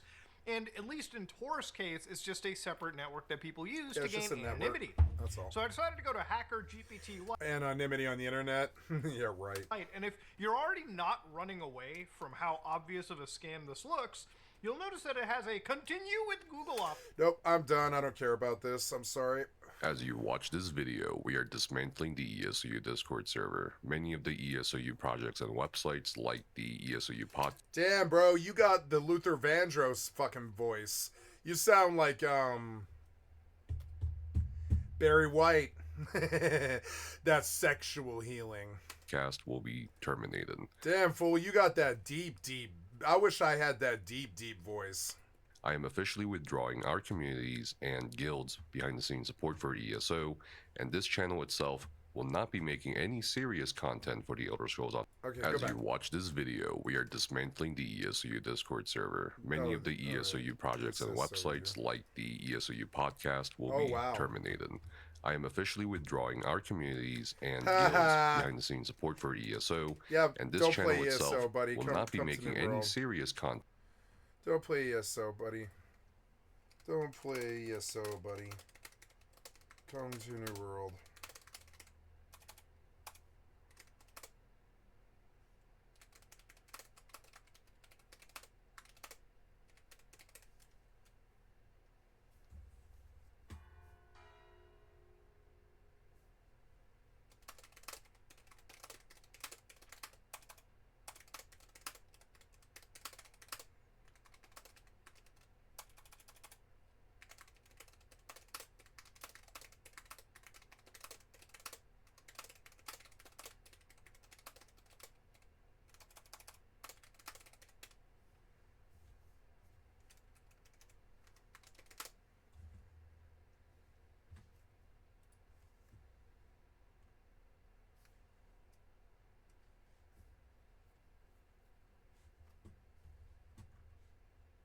content for the Elder Scrolls Online going forward. I hope you guys had a great end of the year, and I wish you a great 2025. There's going to be a lot of drastic changes coming from my end regarding the content and platforms that we've created and maintained for the Elder Scrolls Online community since 2019, and I'm making this video to explain not just the things you'll be seeing, but as to why I'm doing those things. Because the foundation of this channel, the amazing communal projects we've implemented over the years, and of course the awesome people I've met over the years in my life have a lot to do with the Elder Scrolls Online. So I strongly feel I owe you guys my community and explanation. Some of you have even noticed me unlisting over 1,000 ESO-related videos on this channel, which has reasonably prompted many questions from a lot of you.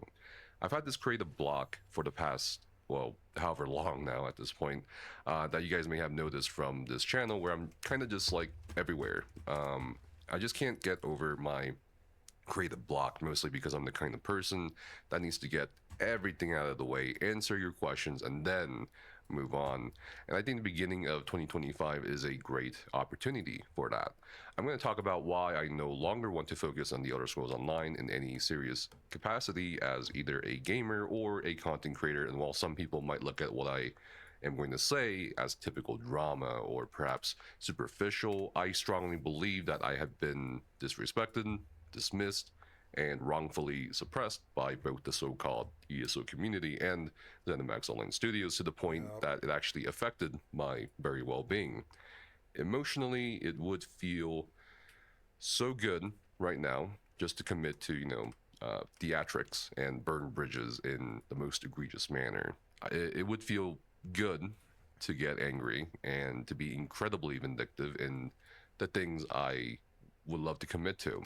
However, I've talked to very good friends and close advisors familiar with my situation on a lot of what I'm going to talk to you about today, and despite not being given professional courtesy in any sense of the word, I will still remain professional. I will not share all of the screenshots I have.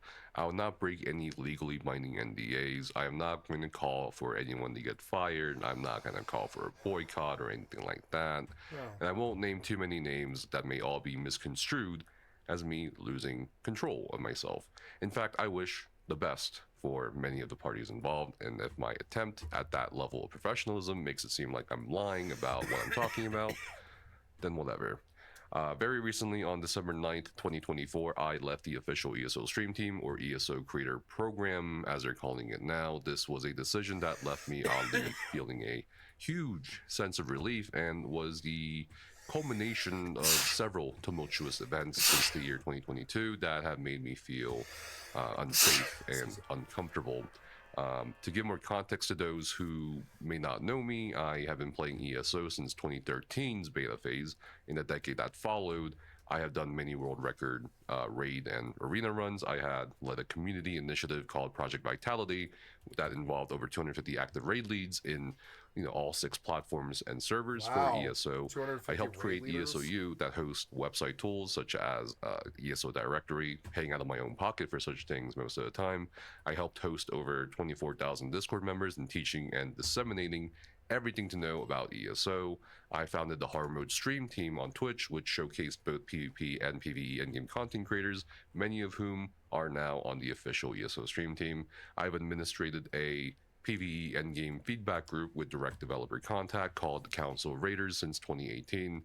I have been Guildmaster of Sempiternal, one of the most influential communities and guilds in ESO's history. I also became one of 10 ESO class or combat representatives to give direct feedback on part of the play race to the combat and itemization developers for ESO. And as a content creator, I was invited to join the ESO stream team by Bethesda/ZeniMax Online Studios in October 2020 and was featured a couple of times since then on QuakeCon. For these obvious reasons, ESO became a big part of my life, to the point I've even named my ferrets after Elder Scrolls Thing. Yeah, it shows. I appreciate the dedication, but remember, you seem to want to make somebody else's IP your entire identity, and I'm not always comfortable with that. In 2022, several events occurred, one of which was Update 35, probably the worst patch I to don't ever care what occur you do. in this My judgment has nothing to do with your life. Whatever. My judgment's worthless. MMO's history, which funnily happened. I couldn't ever let a game become my identity. That's just a personal thing. You seem to be bragging about it, but I don't know. I think of that as inherent weakness, the things that you say, unfortunately. Like all those things that you bragged about just now, I consider that many commitments to that many dumb things as emotionally dumb. It's like emotionally dumb. You start listing off all of these communities, and I'm like, cool, great, sounds good. Don't care. You remind me of, you know, back in the day, they used to make us do, back in the day when you were in the raid scene in World of Warcraft, they would make you do a fucking job interview to get in their raid. So I did this one time, and then I was like, I'm never doing this again. I am not doing a job interview for some fucking nerd. I'm not fucking doing that. I'm not debasing myself for some raid leader. I'm not doing that. And I never did. When they realized that I wasn't ever going to have to try to be desired, you know, to be in a guild or whatever, I wouldn't have to try like that. I don't have to try. I am a good asset. I've always been a good asset. You can ask them. I was a core healer. I was a core priest. I was always there. For the raids. You know, I didn't miss any of those raids. And see, I want to brag about it like him. Just that I was there and I was dependable. That's it. I don't want to brag like him and talk about some idiot community or anything.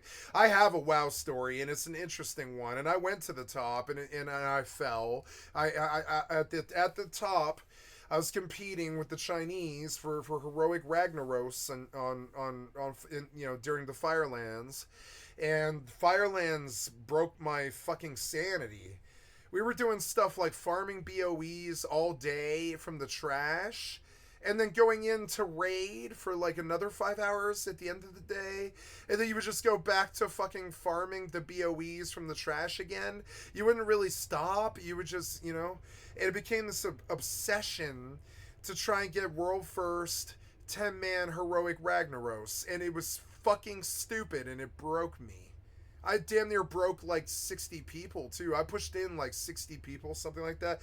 And we sorted people in and out of the 10-man, and we would get them their achievements for everything and heroic and all this stuff. We would cycle people through the 10-man in the 25, and we'd get them all their achievements and everything. And that's like, but understand, I'm not comfortable even telling that story because I consider all of that the purview of a loser. All of that is the purview of a loser. It has no weight in the fucking real world. It's not a real thing. So you built an entire organization out of ESO. That's great, but it doesn't represent anything. It's a fucking video game. This was the problem that I ran into long ago. In like 2015, I was like, oh my god, the MMO industry fucking died. WoW is dead. And I looked up, I was like, oh my god, I have chained my buggy, or whatever, you know, chained my horse to a sinking ship, and we're in the bay, cats in the bag, cats in the river, cats in the bag, bags in the river, and like the MMO industry is completely dead, and nobody's going to be able to build a lifestyle out of this, much less communities anymore. And I knew this in 2015, and at that point I went to the real world from 2015 until, I don't know, 2022. Yeah, I spent about, I dated strippers, lived in motel rooms, drove taxi, fucking went through 2 different drug addictions, methamphetamine and black tar heroin. And I gotta say, like, you know, like, I don't regret the choices that I made, and I feel that even though I was a bullshit drug dealer bullshit person in real life, like, I still feel that now that's something that I feel I can brag about, and it holds weight. The fucking video games have never, I like the stream, and I like what it does for my ego, but I still have no illusions about how much of a goddamn geek I actually am, you know, or a loser. And it is kind of funny, and so you look like you seem proud of this much commitment to something that isn't real. That's something I've struggled with since 2015. Yeah. It's sad but true. I've struggled with that for so long. This shit does not feel real. They will not let you monetize yourself off sales of currency. They will not let you make this into a job. You have to bring your personality to the streamer scene like Asmongold and just hope that you somehow sink into people over like a fucking 50-year period or whatever. Maybe you're lucky enough to play video games for a living. But and that's how I feel. I've been at it for 3 years and I've spent money. I've only spent money doing this. I've spent thousands of dollars doing this. To me, it's a hobby. But not the stream. The stream is my career. But the gaming is still a hobby compared to the real world. And I always honor the real world far more. The real world holds far more weight than some ZeniMax ESO organization of people. It always does. It's fucking annoying. And so like when you brag about this stuff, I'm like, why? That stuff makes you sound like a fucking loser. You can't see it. Because you're in an echo chamber comprised of nerds that have lifestyles exactly like yours. And so you can't see it from the outside, but you're like this cliche stereotype. You're the neckbeard no lifer. It's a cliche stereotype. I'm the exact same thing. No different. I'm the same as him. I see a lot of the same things in this man as the sort of passions that I had and the things that I did. I went to Primark on Feral Valley. I on Terra. I fucking, I went to top in the world at WoW. I was at one point the top priest in the entire fucking world. I had the highest gear score of all priests and the highest parse on World of Logs. Now, I sound proud of this because I am, but it's still goddamn loser talk. It's loser talk as I say it. It's fucking loser talk what I'm saying. It's loser talk. I don't have any other opinion of it than that. It's fucking loser talk, and like what I'm saying, those things that I just said, that is loser talk. It's inefficacious to the real world. It has no weight. You're not there building a real community. You're there building a fucking digital community. And you started listing off like 15 organizations and shit, and I'm like, oh my god, this is a reminder to me of why I'm not a fucking member of any association that would have me. I wouldn't ever be a part of any group that would have me, really. It's kind of crazy. It's weird, but it sucks when you're like that. When you've had like a couple of drug addictions and you've been a kingpin and you've ran from the law successfully a bunch of times, and you've been in high-speed chases successfully a bunch of times, and you've just done crazy things. You start looking at this other stuff like video game worlds full of communities of people in a Discord and shit like this, and I just don't really consider that important. This was something that I fundamentally think was a big difference between my Rust clan and I, is they seem to need that sociality. And I was like, I could take or leave it. I muted it all the time. They're like, Cat's muted again. Yeah, because I don't need this interaction really. I only do it for fun, It's kind of crazy and it's weird. Like, they needed it, I think. I don't need that.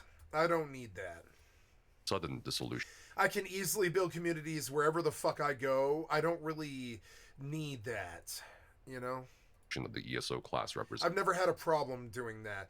I built a Magic the Gathering community one time. It's insane, but I did. I brought a bunch of people from all over the fucking city to one fucking fell swoop place, which was the Bonnie Bray, and like I brought the crew to Bonnie Bray. I met a bunch of nerds from all over the city of Denver, and I brought them to Bonnie Bray where they should have been.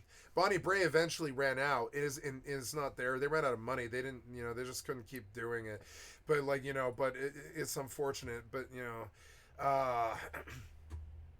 for a while there, for about 4 years, I built a crew of kids out of like, not kids, but just, 20-year-old dudes or whatever. When I was like 34, this was like about 10 years ago, 12 to 10, about 10, 11 years, 12 years ago. I built a crew out of the back of Bonnie Bray full of Magic nerds, and I took them to Stella's. I took them to Black Magic or whatever the fuck it's called. What's it called? Black something or another. Black. I forget the names of all the places. They're all LAN cafes, and no, not LAN cafes. Excuse me. They're all collectible shops, and they're like and they're all over the city. And I went to all of them, and I united all of the Magic nerds at Bonnie Bray, and so now this sounds like a brag. But I don't care. That's the difference. I don't care that, and I didn't build that community. They built that community. I couldn't take credit for it. It sounds like I'm taking credit for it, but it's not. I just, but I did. I brought my friend Esteban to Stella's, and we did Magic the Gathering with a bunch of other crazy Legion of Doom kids, and then I took them all to Bonnie Bray, which was insane. I had them come to Bonnie Bray, and I was like, here's where you do Friday Night Magic, and they're like, oh okay, and they see Friday Night Magic Standard with like 50 people, and they're like, oh my god, this is so fucking awesome, and they sit down, and they're like, oh my god, it's $5, and you're like, yeah, it's $5, man, it's standard draft, bitch, you know what it is, it's 3 booster decks, good luck, bitch, or whatever it is, 7, I forget what fucking standard even is it like 7 booster decks or something, I forget the fuck it is, it's not much, it's 60 cards or whatever it is, it's like 100 cards, it's like a standard it's a standard edition deck, it's insane, it's the standard pre-built. Not pre-built at all, but it's standard roll RNG, standard RNG, the standard deck. And you build it out of what you have. I always do mono green, and I come stomp right with my Shrine of Nyx. So I come at you with like 5 Hydras, and they're all 80/80 because I have Shrine of Nyx and I pump them to 80/80, and you've got to destroy them. Or if it swings through next turn, you're fucking done. You have to destroy them. You have to destroy them that turn. If you don't, I swing for 80, you're fucking done. And it's trample, I mean, it's Misveil Hydras and shit like this. You maybe don't know the cards that I'm talking about, but these are like more recent cards from 10 years ago and stuff. But Misveil, is it Misveil? Yeah, Misveil Hydra, I think, is so fucking, Misveil Hydra, yeah, right? Hydras are fucking Magic MTG Hydras, right? Or Hydras, I'm sorry, yeah, Hydras. I misspelled again. Oops, Hydras, yeah, Hydras. It's such a weird word, Hydra. Hydras, right? MTG Hydras, right? We're gonna look at images that pop and stuff. We're looking for the green ones, but with Mistcutter Hydra was what I thought it was Misveil, but it's actually Mistcutter Hydra. Mistcutter Hydra can't be countered, which means that you can't stop it from going on the board. Blue can try, they can counterspell this all they want. It doesn't matter. The Mistcutter's fucking going out. It's going out, bitch. You understand? It's going out. You can't stop it. And then I played mono green on purpose, and they're like, oh no, mono green is such a joke, and they'll fucking diss you right to your fucking face. But it doesn't matter, it's mono green, it wins half the time. Mistcutter Hydra comes through turn 5 with 4 Shrines of Nyx, and I hit you for, a Mistcutter Hydra that can't be countered, it can't be counterspelled or anything like that. It's haste, it's protection from blue, which means blue can't do anything to it. Blue counterspells can't touch this thing at all. Mistcutter Hydra enters the battlefield with X/1/1 counters on it. Those X/1/1 counters are 4 Shrines of Nyx coming through for 10 mana apiece. It's a 42/42 fucking Mistcutter Hydra. It swings. You can't stop it. You can't dispel it or anything like that. You can't move it. It's got haste. It swings. It doesn't wait till next turn. It just swings right now for 46 damage. If this isn't enough for you, here comes the Mossborn Hydra. It's a trample. This creature enters with 1/1 counters on it. And it has landfall, whatever land you control enters, double the number of 1/1 counters on this creature. So it starts out at 7, but it goes 14, 28, and it's trample, so it doesn't matter if you fucking block it. By the time this thing is morphed over 2 turns, it's already a 14/14 trample. So if you block it, you're taking 13 damage. That's not advisable in Magic the Gathering. You have 20 health. So they can't do shit to this thing. I mean, they can kill this thing, but they can't kill this thing. And I made a living off of this, essentially. Not a living, but I lived as a magic player doing Nyxborn Hydras and shit like this, Hungering Hydra, fucking that one, I can't even remember the names of all of them, Steelbane Hydra and all this. Hydras are fucking fucked up, and I messed with them quite a bit, and I'm mono green. I just ramp fucking some 26 and I swing turn 5. So you got about 5 turns, and I'll tell them when they sit down, They'll troll you. When you say mono green, they smirk. They smirk, and they're like, "I'm gonna stomp you in." They smirk, and I'm like, I'll look them right in the face, and I'm not kidding. I'll look them right in the face, and I'll be like, "You've got 5 turns to live." And they're like, "What?" And I'm like, "You've got 5 turns. I'm going to turn 5 you. You've got 5. You have to kill me in 5 turns, or I'm going to kill you. My Hydra's going to come through for 24/24. You've got 5 turns," something like that. And they're like, "What?" And I'm like, dead serious. I'm like, "You've got 5 turns. If you don't kill me in 5 turns, this is over. You're done. Because my creature's coming. I've got it in my hand. I'm not lying to you. I've got the Hydra and the 3 Shrines of Nyx. You're fucking fucked. You're done. It's coming through for 24/24. And you can't counter it. You can't touch it. It's got haste. It's going to swing the second it hits. You're fucking fucked. And I'm sorry. And then I have 4 of these. And so then when this is over, if you somehow do something about this, then I just roll 3 more of them over the next 3 turns.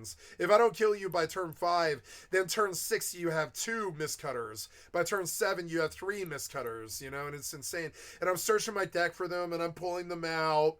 I've got a Planewalker, so I'm ramping them. I've got fucking Garruk is sitting there. Garruk's on the fucking battlefield and shit.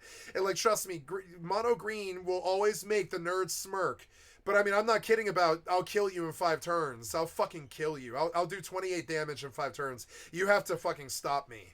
I'll challenge them right to it. I'll be like, "You've got 5 turns," and I pulled. I'll tell them right to their face. I'll be like, I pulled the hand. I'm such an arrogant motherfucker, but I don't do this to hurt their feelings. I'm doing them because I'm actually their friend, and I'm just telling them what's coming. I'm like, "Look, I'm not going to tell you what's coming because it's hilarious, but I got it. I pulled, and I have it." And they're like, "Oh, no, you have like 17 mana coming?" And I'm like, yeah, I do. And they're like, "All right, fine. Well, here's 12 damage." And I'm like, "Stream of life, bitch. I'll just full-blown heal it. Whatever they do to me, I heal it. I'm green. I have the power of heals, all kinds of like, I heal for 3, I heal for 3, I heal for 3, stuff like that. And definitely, like, we don't have Stream of Life anymore, but we have other stuff in mono green heals, MTG mono green heal cards, right? Whenever you're dealt damage, you gain 2 life. You thought I was going to put like lie or something, but no. When Generous enters the battlefield, create a food token, which is tap 2 mana, sacrifice this artifact, you gain 3 life. I've got 15 artifacts, so now I'm going to heal for 45 life. I'm not kidding either. Tree folk are fucked up. I hate tree folk. You play an additional land on each of your turns. You're just playing an extra land. Yeah, I've got exploration turn 1. So I put out 2 lands. It's turn 3. I've got 6 mana. Here's a 2020 Hydra. Here's a 7/7 Hydra with trample. And they're like, "What? It's turn 3. What are you talking about? Green is not a joke. It's never been a joke." And I love it because they have to have response to this stuff. They have to literally slap the cards down and respond to this shit and destroy these enchantments or whatever, or whatever it is I do to them, the 4 Nyxes and the Garruk or whatever. They've got to respond to that stuff. They've got to stop it. If I run it all out, they're fucking fucked turn 5. They're fucking fucked. I only play that shutout thing where, the Hydra's ramped. They're now 24/24s, and I'm swinging. And what can you do? It's trample. You can block it if you fucking want to, but it's not going to stop the, like, at least 13 to 15 damage. It doesn't fucking matter what you do. You can kill the Hydra. It doesn't matter. I've got 5 more. The program. But see how arrogant I am? And so I made friends this way. I united the Magic the Gathering scene there for a bit, for about 5 years, until our card shop died. It was so tragic. It was just sad. They just shut down. It was the same. We came to the card shop one day, and it was just done. It was gone. Poor Rolf. I think his name was, or no, Wolf. Wolf owned. I had a friend named Wolf. He owned Bonnie Bray in Denver, Colorado. Good guy. Used to drink mead with him. Used to drink honey mead with him. Man made his own honey mead after my heart. I have a best friend named Jed Gallagher. He's a YouTube star, and he does stuff like that. He makes his own mead. We haven't looked at Jed's channel.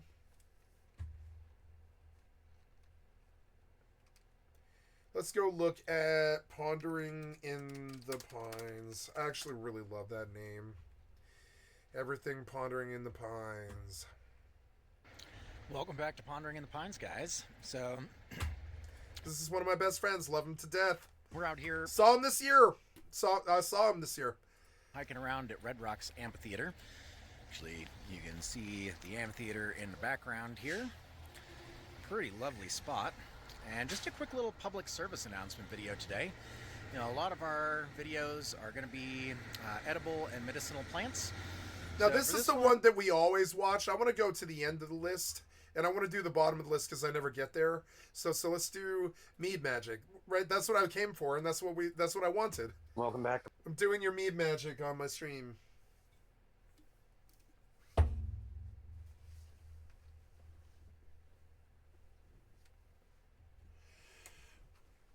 Okay. I have an interest in mead magic.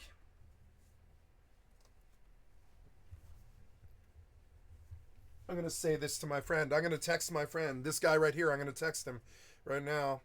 I'm going to say, doing your mead magic.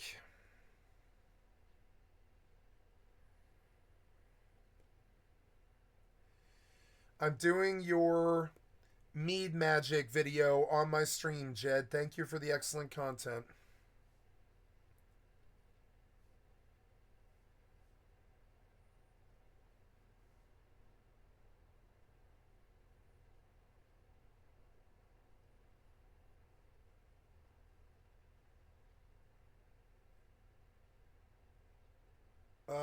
You're mistyping.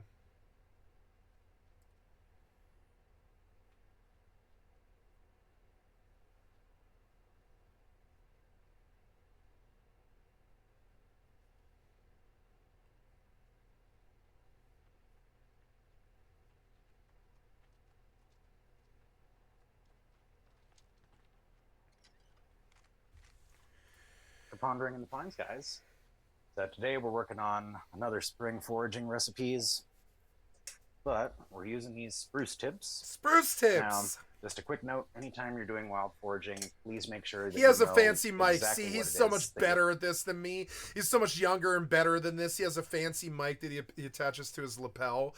I don't care. I like my boom mic here. You know, it probably got too far from my face, but it doesn't matter. I like my boom mic. You know, I don't care. I like this boom mic. It actually is so fun. Foraging. And so I couldn't do what he's doing with that microphone. I couldn't spend that kind of money either. Do a little bit of research before you go out. Take a friend that has more experience. Hit us up on email. We're happy to send you some information about pictures. And there's numerous plant identification groups all over Facebook that do have professionals in their field. But there are a couple species of pine tree that are mildly toxic to somewhat more toxic. Yew pine, Norfolk pine, those are going to be the big ones that might grow in the United States, but generally don't grow naturally here, at least not in Colorado.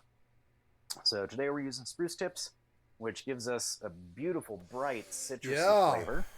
Now you can use the pine needles, but I really like these. We've done this video on my stream once before, but sprouts. I love this these content. Are just popping out. This is going to be the new growth from the pine tree this year. Pine tree, pine and needle. For our mead recipe, pine needle mead. Now we are going to do a specific gravity meter reading. So if you have a hydrometer, it's called. These I need are a hydrometer. really useful thing, but it gives us. Look how good his camera is too. Potential alcohol by volume measurement here. So that's going to be a percentage going up. I love your lapel mic. And once our mixture's done, we'll give it a measurement to see if we can't figure out kind of more or less where it's going to be.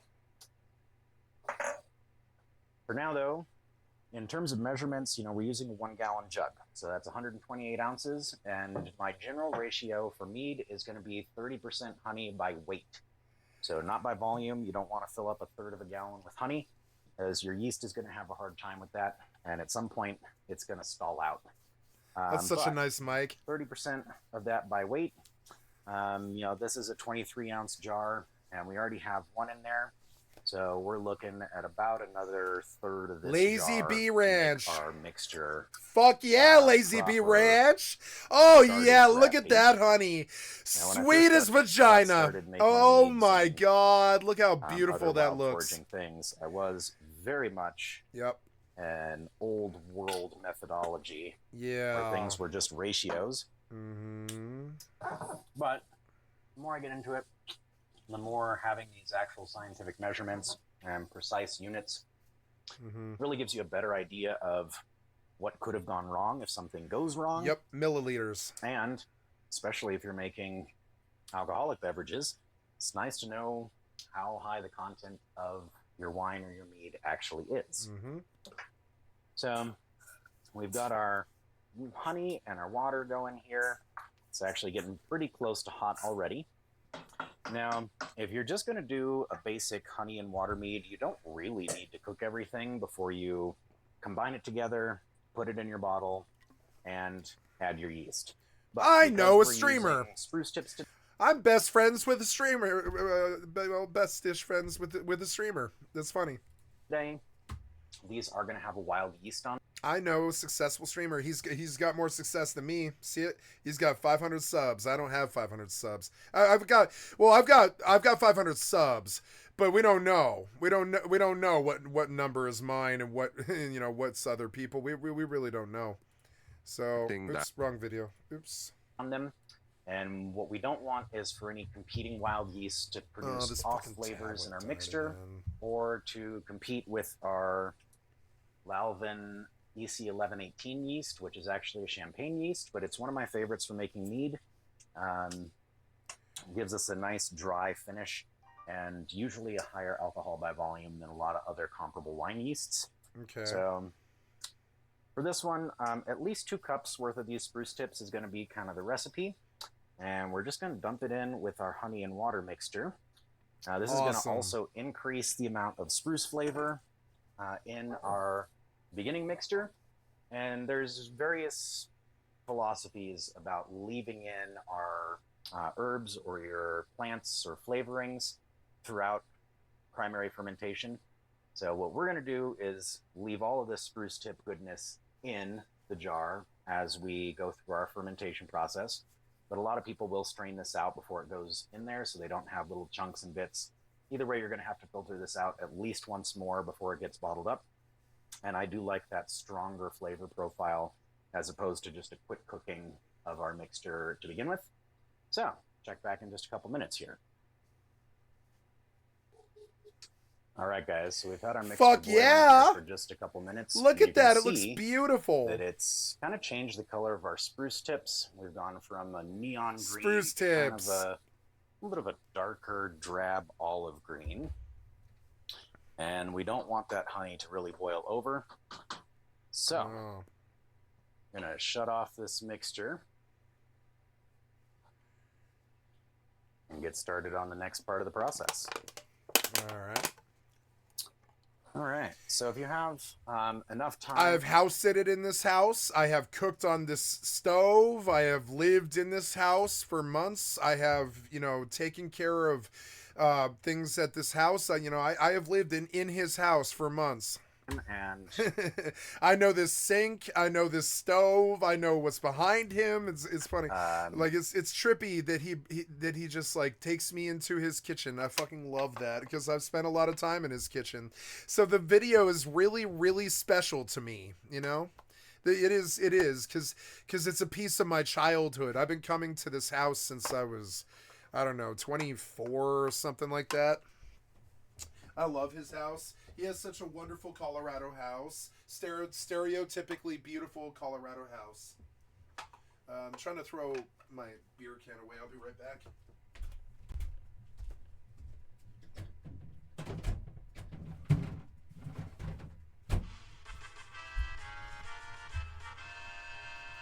He's up on the east side, though.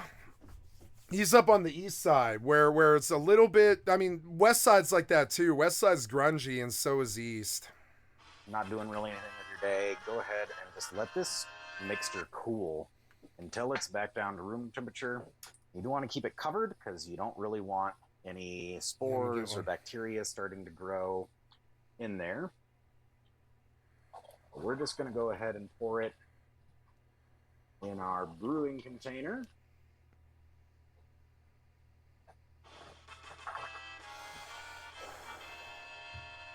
And I went ahead and put a little bit of ice in there to cool it off faster for the intents and purposes of this video. But if you have the time, it really is better to just let it do its thing in a more prolonged timeline. God, he's good at this. I remember when he first started doing this stuff, you could tell he was stumbling into it. Not in a bad way. He was just stumbling into it. He had to go get the life experience first. I remember when he was very young and he got into this with his family, and I was impressed by it. I was like, oh my God, the amount of trial and error that goes into this is the sheer amount of exploration. It's like you're a pioneer in a new frontier or something like that, because you don't have anybody else to tell you what to do. You're just there making your own product, and that's really beautiful. And he stumbled into it. I saw him do it with marijuana. He did it with mead and alcohol and stuff, and he became completely self-reliant. He didn't need to go to any store or anything like that. And I've always been so jealous of that capacity of his to just, be able to do whatever you want to do. That's what's always been so powerful about Jed Gallagher. I love showing his work on my channel. Is because he is a person who will teach you that anything is possible and you can learn. I would say that it was always a strong lesson that he did teach us. If you want to go do something, do it. That will also give you a more... I was like, you can't go grow pounds and pounds of marijuana, can you? And he did it. I was like, you can't go make your own alcohol, can you? And he did it. And I was like, oh man, it's a huge inspiration for me. He's always been more willing to do more. He's always been more willing to do more. He's always been willing to do more work than me. I am a lazy man. They know it. He knows it. They all know it. I'm a lazy man. I don't do stuff. He does stuff. More of a timeline to let the old style stuff, old world sensibilities about what to do. It's valuable in the modern age. There's kind of a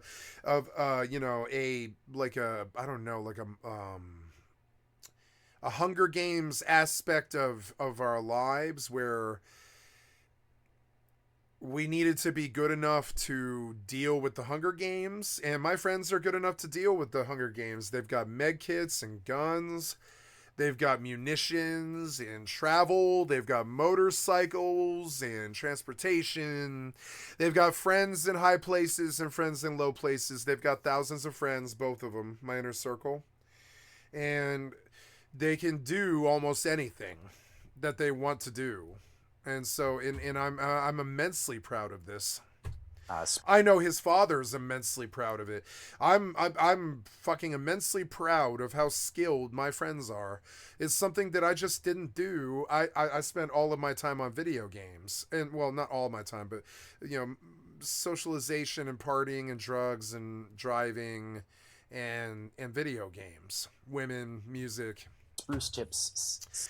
He did all of everything that I did, but 10 times more. And I've always respected somebody willing to go get it.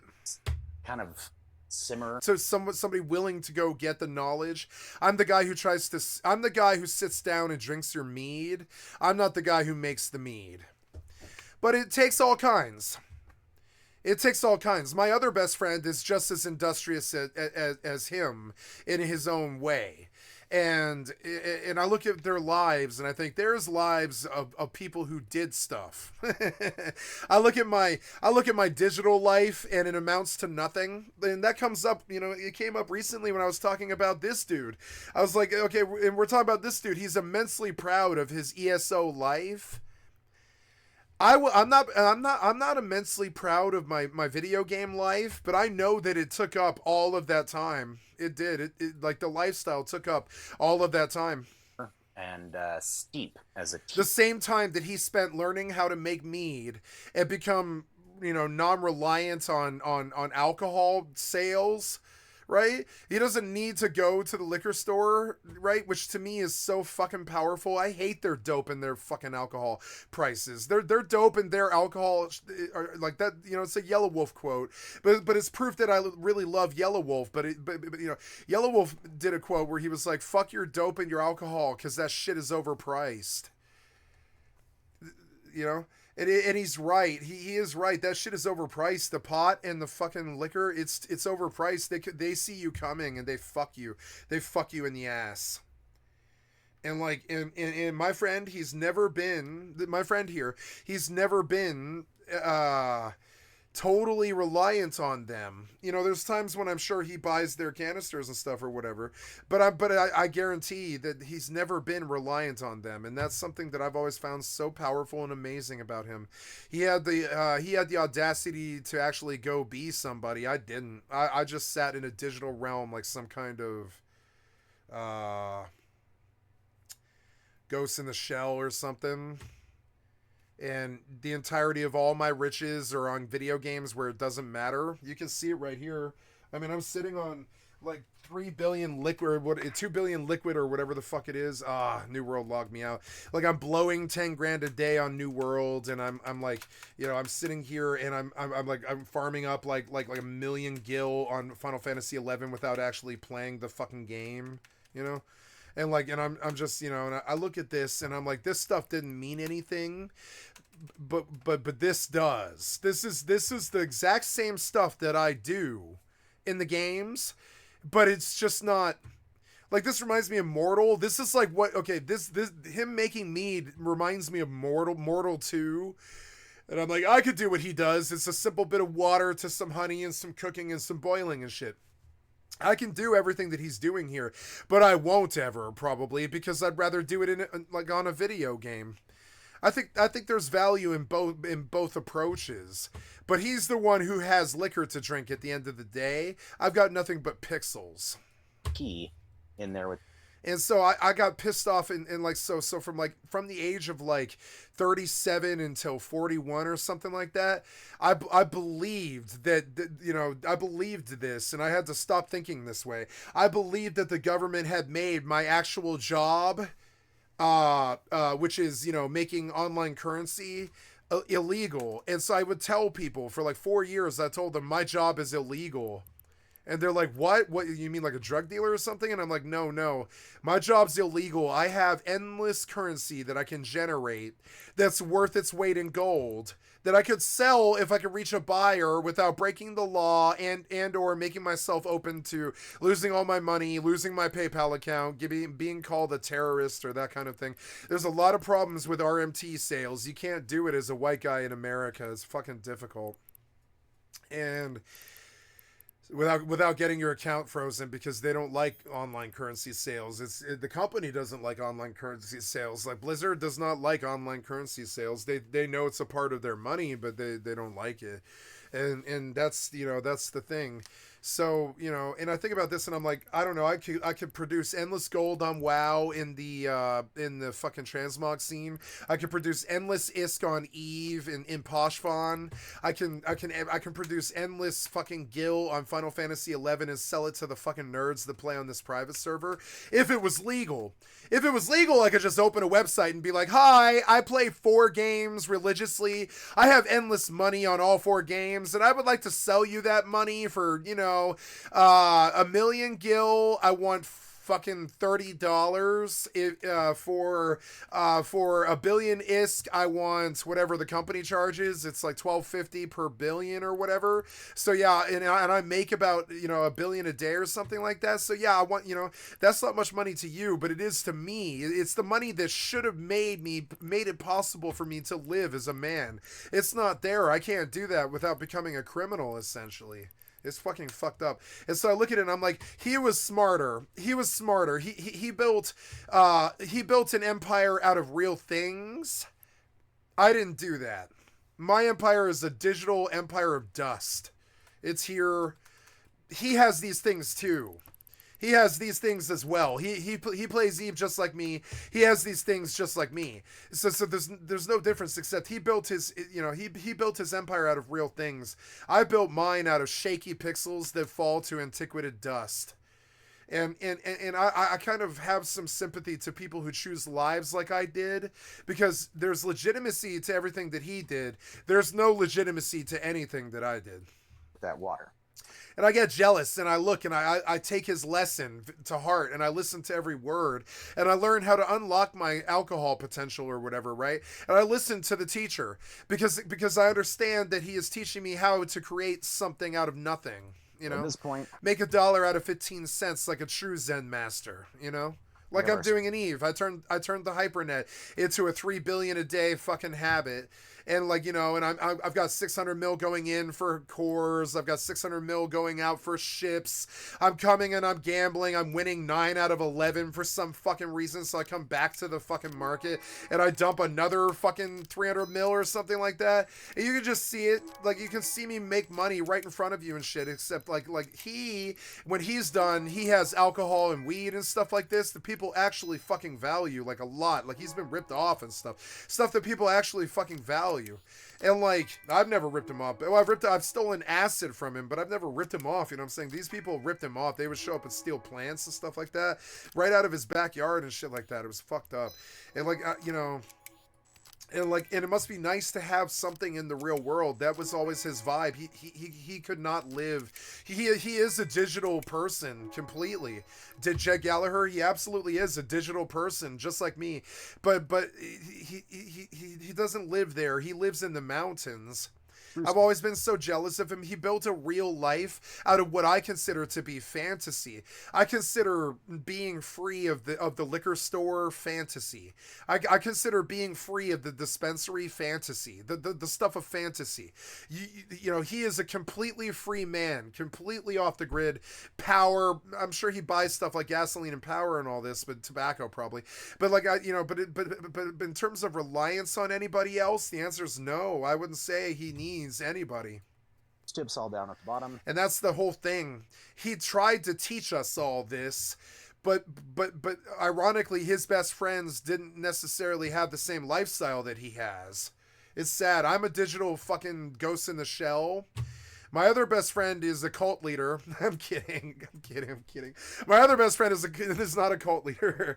My other best friend is a transcendental meditation teacher who has a large following. And so he tries to go and learn these things with my friend Jed all the time.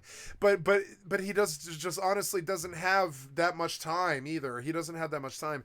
And this is the sad reality. If the world was an ideal place, all of the world would crouch at Jed's feet and would listen to everything he has to say about everything that he knows. And that would be an ideal situation. It's what I'm doing right now. We have our honey mixture. I'm sure he feels the same way. And that's still a little bit hot to be able to add your yeast to it. So you don't really want to add yeast if you're over 110 degrees. And you shouldn't add over yeast, 110, in my opinion, until you're down to about 90. Yeah, there's this fine little river that you must swim between 90 and 110 degrees. That's always been my understanding with hops, stuff that's hops based or distilling something like 90 to 110. That's something he taught me. I wouldn't have known. 80 degrees Fahrenheit or about 33 to 35 degrees Celsius. Now, he knows Celsius. I fucking do not know Celsius. I don't know how to do the conversion. It's dumb that I don't. But, I mean, this is that thing about he went and bothered to learn. I didn't. It's like the ant and the grasshopper. I'm surprised we're even friends because I live such a plastic, fantastic, twisty, you know, marijuana cartridge lifestyle of digital scratch tickets and fucking video games and stuff. I'm surprised we were ever compatible as friends, really, because we have the same naturalist interests and stuff, but I didn't live this realist life that he did. So what we can do at this point, my bragging had nothing to do with reality, is take our specific you couldn't call it a lie, the stuff that I've done, but the things that I did didn't matter. Gravity reading. So his vitality and his strength and his knowledge is intimidating to me, because he comes by this honestly, and he got there by trial and error, and he reached a comfortable place where he can brew up a good fucking batch and all this stuff, and god damn it, I'm jealous of that fucking time, but I'm chained. I'm constantly chained. I never ever did let the cables sleep. Like, one of the things that Jed and I share is in common is a deep love of the band Bush. And Bush did a song called Let the Cables Sleep, Letting the Cables Sleep. This is something that Jed constantly does. He constantly lets the cables sleep. I can't do that. Watching the lights go down, letting the cables sleep. I'm a stranger in this town. I'm a stranger in this town. You know, this was such a good song, and it reminds me, this was a stark warning from Gavin about letting the cables sleep. It was like a stark warning. Jed took it. I didn't. You know me, I'm up here like a ghost in the shell 14 hours a day in this motherfucker, because I didn't learn the lesson. I'm a ghost in the motherfucking shell. I'm a stranger in this town. I'm a stranger in my own town. I show up and they're going to be like, oh my God, it's been 5-10 years. You know, I'm a stranger in my own town. It's fucking fucked up. It's because I didn't let the cables sleep. Now again, we're looking at potential alcohol by volume.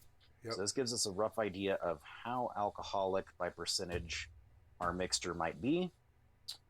Or you can look at specific gravity measurements on the backside. These are not my favorite. I prefer to use my God, I want this thing. It's a alcohol by volume hydrometer.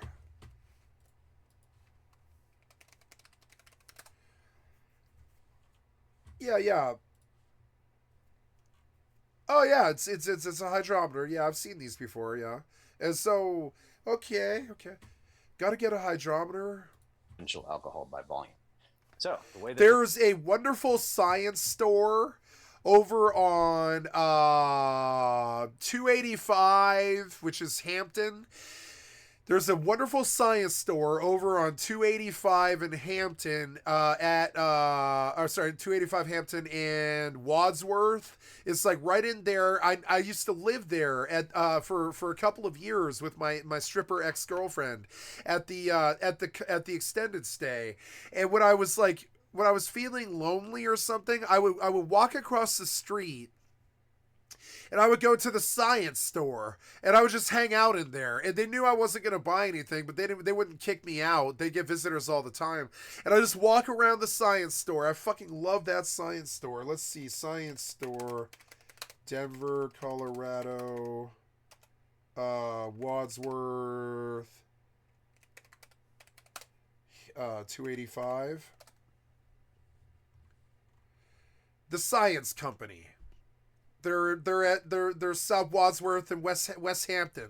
My friends and I have been going there since I was like 16 years old or something like that. Really amazing store. Really just wonderful store. There's a bunch of them all over the city. It looks like this. You come into the store, your mind boggles because they just have like all of this cool stuff that you could do things with. And I really love the Science Company. I think that's a really amazing piece of Denver Kana or whatever, even though it's a cheesy store sort of and small, sort of cheesy and low rent. It's still, it's still a really, are they, no, they're open. So like, yeah, they're still going. And yeah, I must have been to this store something like 50 times. I'm sure he has too. I'm sure he has as well. I know where I would get my hydrometer in Denver, Colorado, but I don't know where to get it here. I would have to go to a science store out here, I guess. Fucking West Coast. I don't know anything about out here. This tablet will not stay on. I don't know. The cord must be completely shot now. I'm just going to switch cords and see if that fixes it. Fucking annoying. This tablet will not charge. I don't need it to charge. I just need it to stay on, but it won't. Fucking annoying. I'm going to go get a paper towel. I got to blow my nose. Yeah, the science store. I like the science store. So we're going to go back. This works is it's weighted, but it's also full of air. I thought I had already. Yeah, I did. I'm one of the people that like this video. a floating point in the bottle, and we hope it doesn't go all the way to the bottom, which it mostly did, because now I have to reach in there and get it. Weed mead. He makes weed mead, and it's like it is the ichor of the gods. It is the greatest thing I've ever had before. His weed mead is like literally, it's worth its weight in gold. It's like the greatest substance known to man. The weed mead tincture that he used to make was like literally the best shit I've ever fucking had in my entire life. It absolutely was. You know? It absolutely was. It was triumphant in its beautiful fucking texture and the way it tasted and what it did to you. It was a triumph. It was a chemical triumph. Our liquid came out. Like the motorcycle, but fucking chemical. You know what I'm saying? Like, it was a triumph. It really was. It was a fucking triumph. When he came up with his best weed mead batches and stuff, he would share it with us. He'd be like, try it, tell me what you think. And it was so fucking good. It like shit was so good. And the mellow high that it gives you is like the best feeling I've ever had in my life, short of like an orgasm or something like that. Right about there. Special stuff. Sake. Good sake will do the same thing. Plum wine has special magical capacity, I think. Plum wine can have some really interesting stuff going on. Sake. Sake is to me almost a sacred drink in the respect that it can be so many things at once. It can be like a chemical experience. It can be an alcohol experience. It can be a food experience. It can be a mindset. It can be like sake has very special like capacities, like weed mead. Weed mead is special like sake. Sake is special. I have to blow my nose. I'll be right back.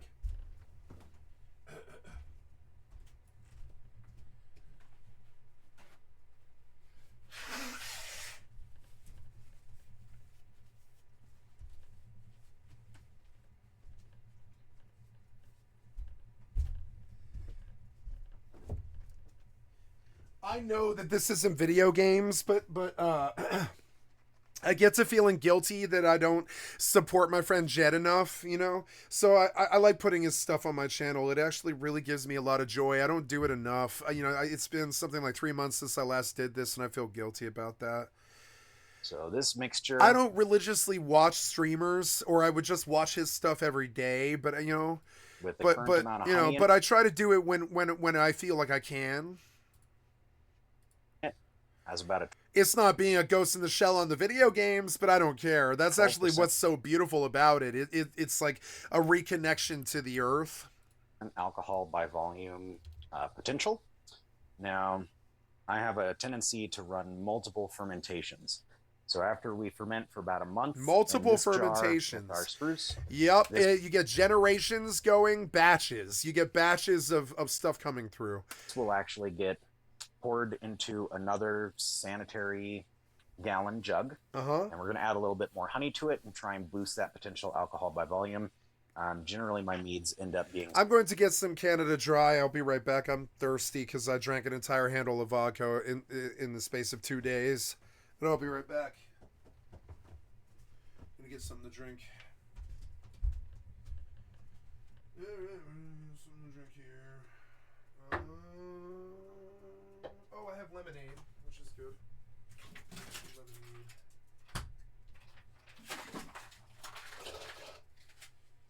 All right.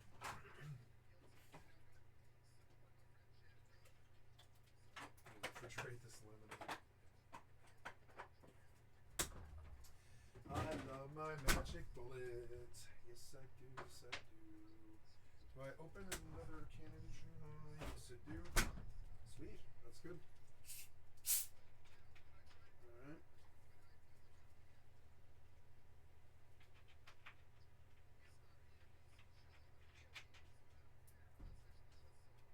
Oh yeah, I'm gonna mix guys right here.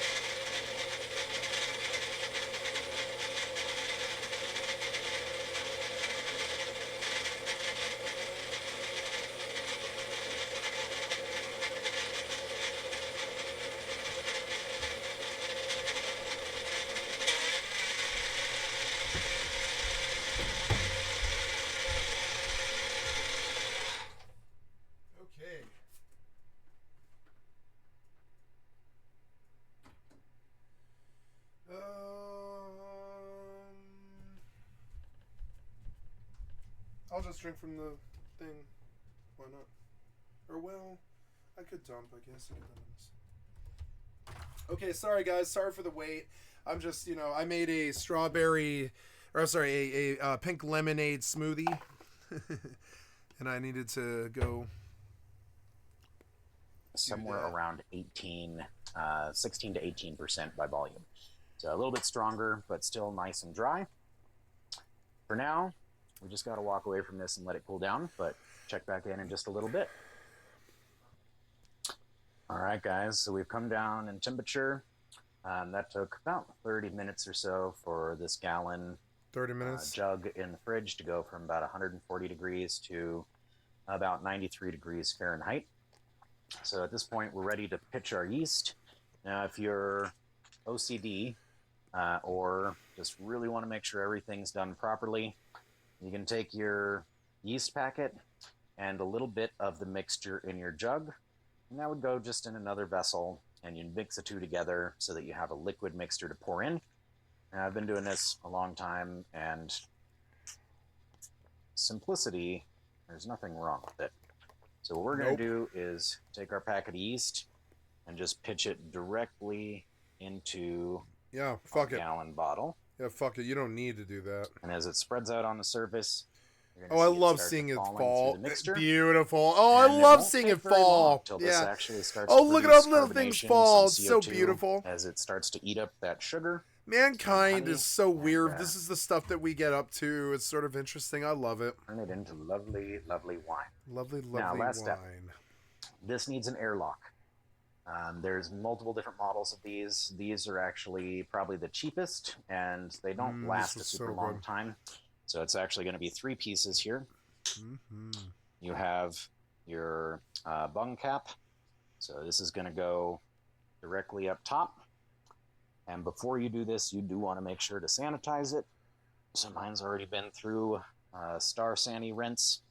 Now it also has our cylinder and also the actual airlock here on the top. Jed is the most confident person that I know, but I know that he has anxiety with things sometimes. It's funny. So this you could call him, when he was younger, you could call him a little bit jumpy or jittery a little bit, because he's a very sensitive person. And it took knowing him all his life for me to understand who he was. Because when I first understood him, I thought he was kind of a high-strung dude, but no, he's a very peaceful, very sensitive person. This airlock is going to allow gas from our mixer to come up. And so to see him on camera with this kind of confidence is just amazing, because I know that he is a nervous individual just by nature. He's sort of nervous. He's kind of a nervous dude. But only when there's like things that aren't, I don't know what the word would be. You could say that he mentioned OCD just now, and I don't think he suffers from OCD, not in the true sense of it, like not the way my mother does. Like, for instance, I've seen OCD kind of be this terrible thing where no matter what, every day, I think of my mother's OCD as this example because it's true. Every day at about 9:45 in the morning, my mother cleans her entire house, or she has someone else do it. But she definitely does like clean every day of her life, the entire fucking house, and she puts everything in order. I imagine he does the same thing. Now, I would call her OCD, but I wouldn't call him OCD. He's a very free, happy, person. So it's sort of weird, but he has OCD tendencies. He's a very methodical person. He mentioned it several times in this video, his methodical approach, and I like it. You couldn't call it OCD because he would be forced to do certain things he would be forced to boil this measuring cup. He would be forced to boil this thing. And he does have tendencies like that when it's necessary if the recipe calls for it. But I wouldn't call him an OCD person. I've never thought of him as an obsessive person, which is, but having been around my mother, who is an obsessive OCD person, who is bipolar, You know, I like his approach a little bit more. It's a little bit more refreshing. He's just as nervous as her sometimes, but I wouldn't call him obsessive ever. That's not something that he's guilty of. You know, it will lift up this interior I'm piece. sure he has his obsessions like every man does, but I mean, you know, but I wouldn't say that he's OCD in his temperament. I never thought of him that way. And it will bubble out through these little slotted holes.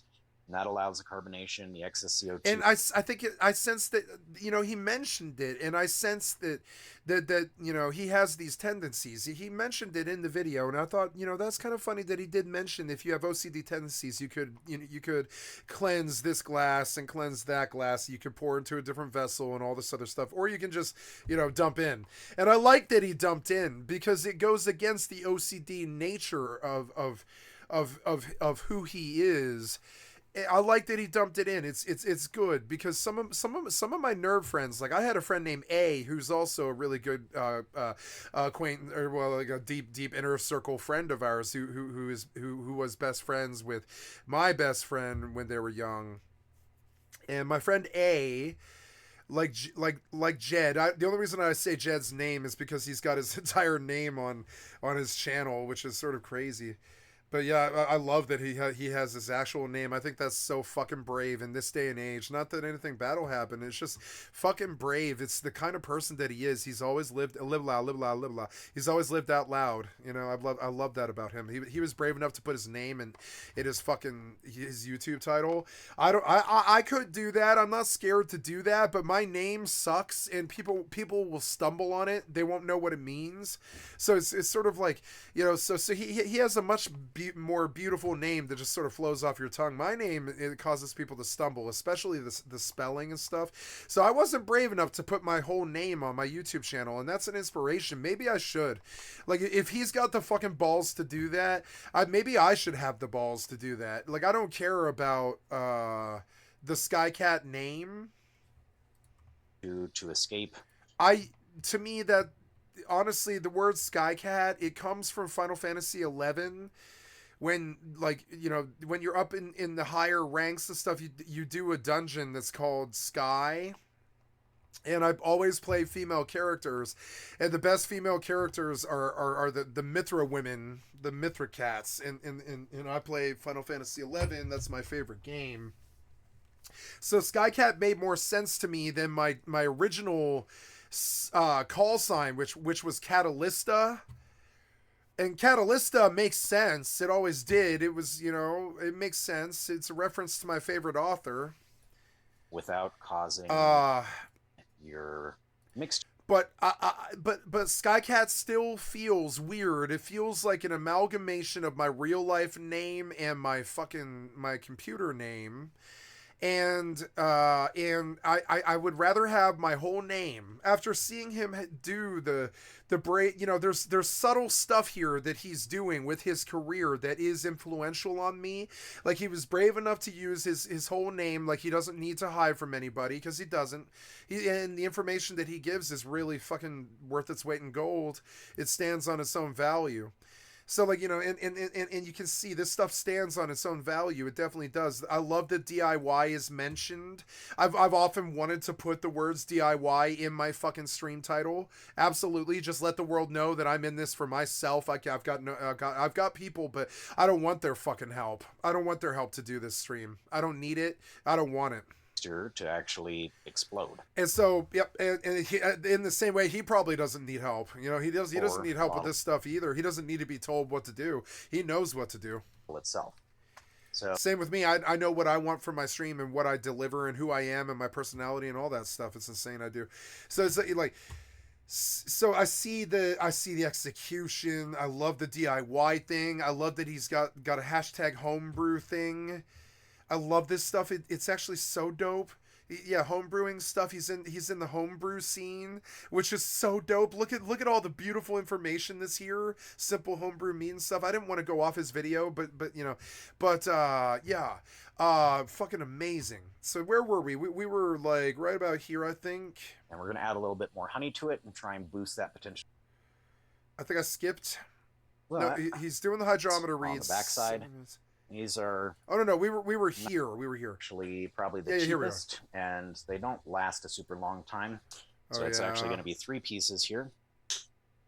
You have your bung cap. Bung cap. Bung cap. It's going to go directly up top. And before you do this, you do want to make sure to sanitize it. So mine's already been through Star Sandy rinse. Now it also has our cylinder and also the actual airlock here on the top. So this airlock is going to allow gas from our mixer to come up into the cylinder. It will and this lift is how up you get this is how you ferment. This interior piece, and it will bubble out through these little I love this holes, shit. and that allows the I carbonation. love watching this video. I love this video.